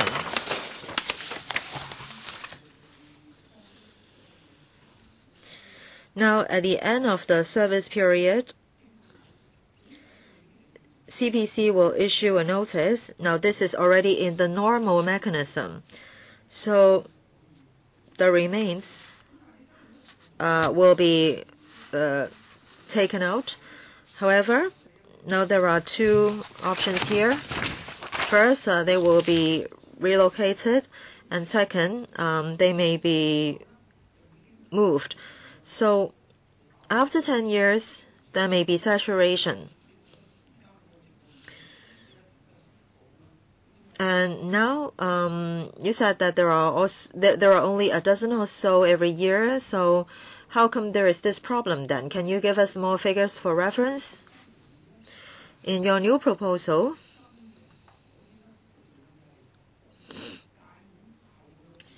six years after the end of the service period,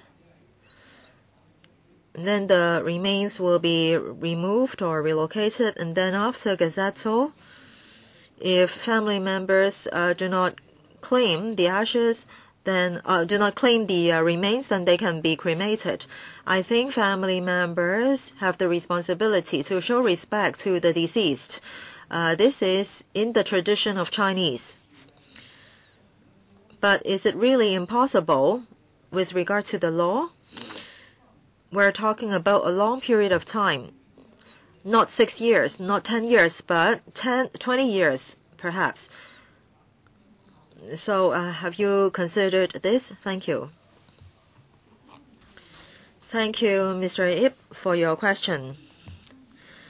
Let me take Mr. Ip's question about a dozen or so cases every year. And why is it that there will be saturation after such a short period of time? CPC has just celebrated our 100th anniversary, and in the past years, we have already accumulated a certain volume. So there is already saturation. It's almost close to saturation now. After some time, we will really see saturation.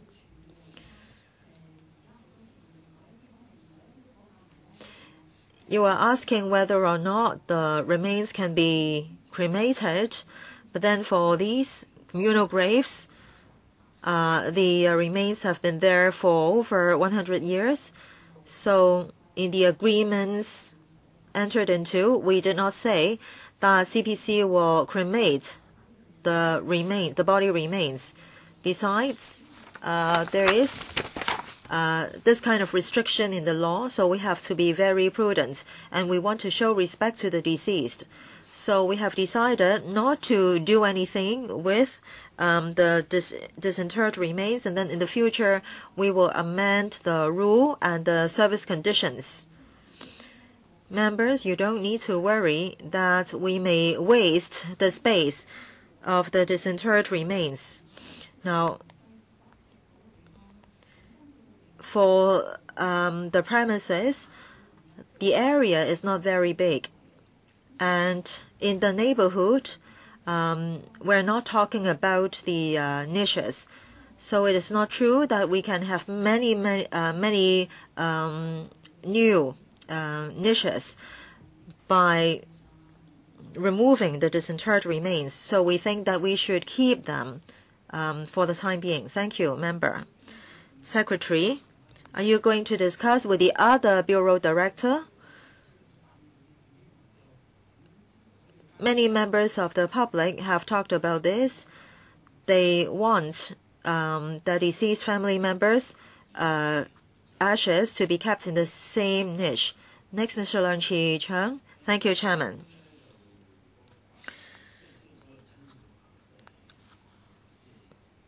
When we talk about relatives here, in fact, grandparents, spouses, grandparents are also covered.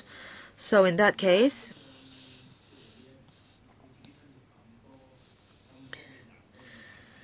well, so many relatives and family members' remains and ashes can be kept together. I think this is a change of customs and traditions. Well, first of all, the niche must be very large, and at the same time, we can only keep part of the cremated ashes of each deceased member. I think this is worth commending, but I have another thought. Will that be the case that CPC will face more and more pressure for FEHD? They have not relaxed the regulation like that. For FEHD, one niche can only accommodate one deceased ashes. And so many members of the public would like to apply to CPC rather than FEHD. If that's the case, then for the 300,000 spaces available at the CPC, well, I don't have the breakdown. I don't know how many of them are actually niches. So if that is the case, then you will be running out of space very quickly, and you will have to identify more space for the urns and the niches. So would that be healthy competition or not? First of all, on the question asked by members, well, for niches, there are 230,000 for ashes. And the member has asked a very good question. That is, both the FEHD and us have noticed that there is a shortage for such spaces. That's why just this year, early this year, they have relaxed the rule already for the FEHD. So basically in the past, they would only allow for 2 to 4 people. And now, so long as you're able to make use of the container, all right, if you can put in more container or containing bags, there is already no limit on the number of people's ashes that can be put in. And we will be more than willing to consider that, because all we are trying to do is to provide convenience to the public. And you're very concerned about the shortage of space. And then for the CPC, all right, Dr. Cole and his bureau will be working on that. We'll be working closely with the FEHD and Dr. Cole's bureau. As Ms. Lowe said that in the near term, we're going to offer another 30,000. And then for CPCs in the future, we'll see if we can provide more such niches. But then at the district level, we will have to consider whether or not traffic-wise, we will be able to cope with that, because we don't want to cause any inconvenience to the residents. And we will have to look at the situation on the ground. Then we'll be closely liaising with the FEHD, hoping that we can increase supply together with the trade. Thank you. Next, Mr. Peter Chang. Thank you, Chairman. We welcome the CPC's proposed relaxation.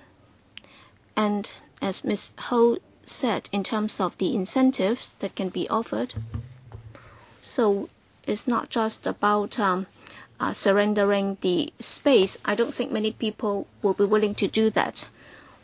So they are not interested in getting the reimbursement. But then there might be families who have held a number of spaces, and if they are allowed to merge the ashes so that they can be put into the same niche, then they might be able to surrender some of the not needed spaces. And there are families whose ancestors' ashes have not been buried, then that would provide greater convenience, because right now they have to line up in a queue. And then if you allow families to put in more ashes in one niche, then that would also shorten the queue. But then you will have to allow people to jump the queue, because after all, they are holding 2 or 3 niches, and if they do not make any change, then they will be holding the same number of niches. But then by extending this, then they might be able to apply for fewer niches. So for the married women who can, the system of her husband's family might be somewhat different from her maiden's family. Well, the Bureau Director is trying to relax the number so that there is no ceiling imposed. But I can imagine there might be difficulties. All right, right now, you may have up to 20 people whose ashes are buried in the same niche. Well, in theory, that could happen. But then if you talk about the niche, there is no reason, or there is no way that you allow them to pile the ashes up, and therefore you might need to impose this reference number. So in theory, the number should not exceed a certain number. But then if you are able to do that, then you can seek the permission from the CPC so that you can put in more.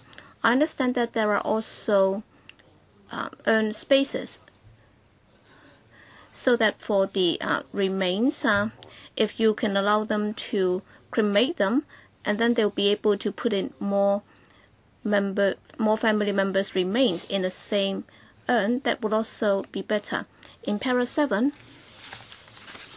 I understand that in the past it's difficult for them to go back on the previous set of rules and regulations, because if they can have retrospective effect, then many people will criticize you. But then for the cremation of remains, and also after such remains have been cremated, you may be able to put in more deceases remains or ashes. So do you have a list of those whose remains are there? Because these are people who may not have descendants to continue to pay worship to their graves. So can you have a list of those names? Because there might be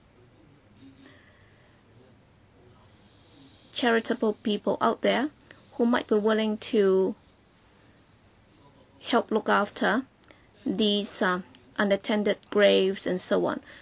Because if they are left unattended, then nobody will attend to them. And I'm sure this is not what the CPC would like to see. So it's like a serial number in Shaling, and that's not the proper way for us to show respect for the deceased. So can you have a list of the names of those whose remains are kept there, so that whoever is charitable enough, when they pass by, they might wish to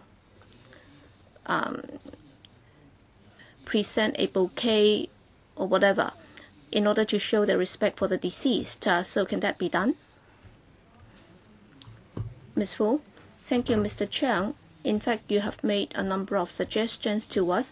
You have taken into account the practical situation and also our respect for the ancestors and also the descendants' feelings and so on. So I think we'll go back and discuss that with the CPC. Not all of these suggestions have to do with legislation, but then we will have to look at the actual situation on the ground.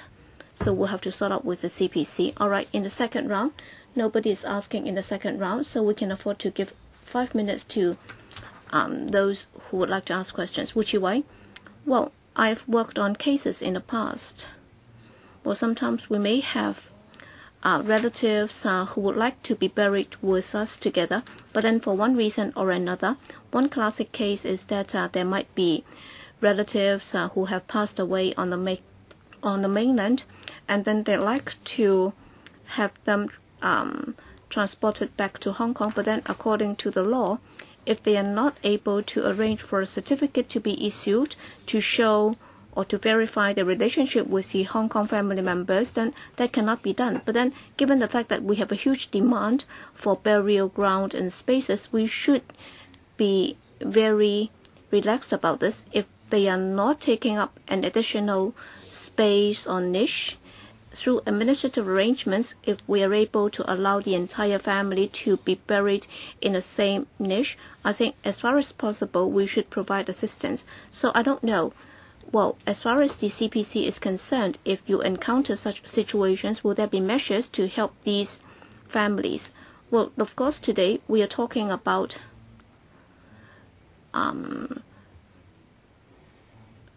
cemeteries and also the niches as to the number of ashes that could be put in there.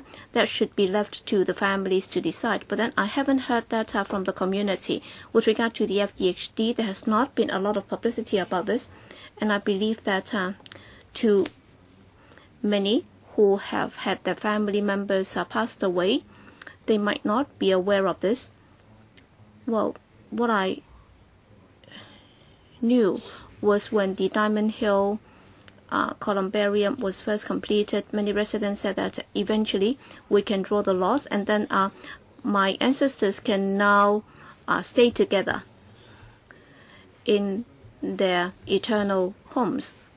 So I'd like to know more about the proposed relaxation, but then we have to be very careful about this, because in the law you have said that the maximum number allowed in one niche will be 4. So can you be more flexible about this so that you can be as lenient as possible as far as the number of ashes is concerned? I think the most important thing is to respect the wish of the surviving family members.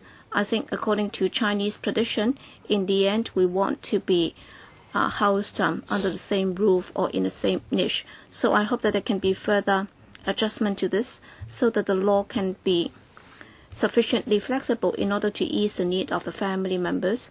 And also, given the tight supply of niches, I hope that more can be done about it. Thank you, Mr. Wu, for your suggestion. Well, for Hong Kong people who passed away outside Hong Kong, I'll refer to the CPC. All right, if they have family members in Hong Kong, and if they have already got a space in our cemetery, and if they want to put the remains of someone in the family who passed away on the mainland in the same niche or space, that would be allowed.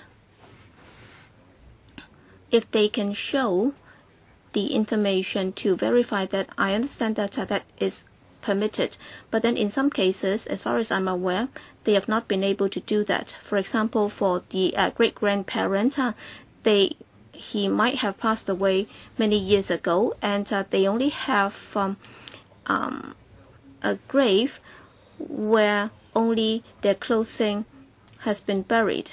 So if they are not taking up additional space, if that does not affect the use of the niche, then why don't you allow the family concerned to have the greatest flexibility in determining how the niche is used, instead of citing administrative difficulties in rejecting the replication, because we are talking about burial grounds or space for people. So whether it's through the CPC or through the Food and Health Bureau, I think we should be more flexible about this. Thank you. Yes, Bureau Director, I agree with that direction. So long as there is no statutory restriction, we should be as flexible as possible. I would also like to ask a question and put in my comment. I welcome this policy. And you're going to amend the legislation because of the acute demand and also because of the busy life and complex lifestyle of modern-day people. So you will also have to take care of the needs of the descendants. So that should be as flexible as possible. There should be a human touch. And also to resolve the shortage of space and niche. And that would also help increase efficiency, and that would also serve as an incentive. I have a small question. That is for the two authorities responsible for this. One is the FEHD and also the CPC. Between them, is there any coordination at all so that they can swap these spaces? For example, if I am giving up a space with the CPC, can I then go to the FEHD facility? So have you considered this, and is there a practical need for that? Who is to answer this? Well, these are things that we will have to consider. In fact, in coming up with this set of proposals and also in our day-to-day operation, we have been working closely with the FGHD and the Bureau. So on that basis, we can further sort things out so that we can take up the suggestions made by the chairman and members with them. All right, are there any further suggestions? If not, then we hope that through the measures proposed by the administration, both the residents and their ancestors will be able to find the right space for themselves. Thank you. Okay, so I think we have to wrap up here. Next, last item on the agenda, AOB. If there are no AOBs, then we'll meet again on the 21st of March, Friday, 8:30, room 3. Thank you.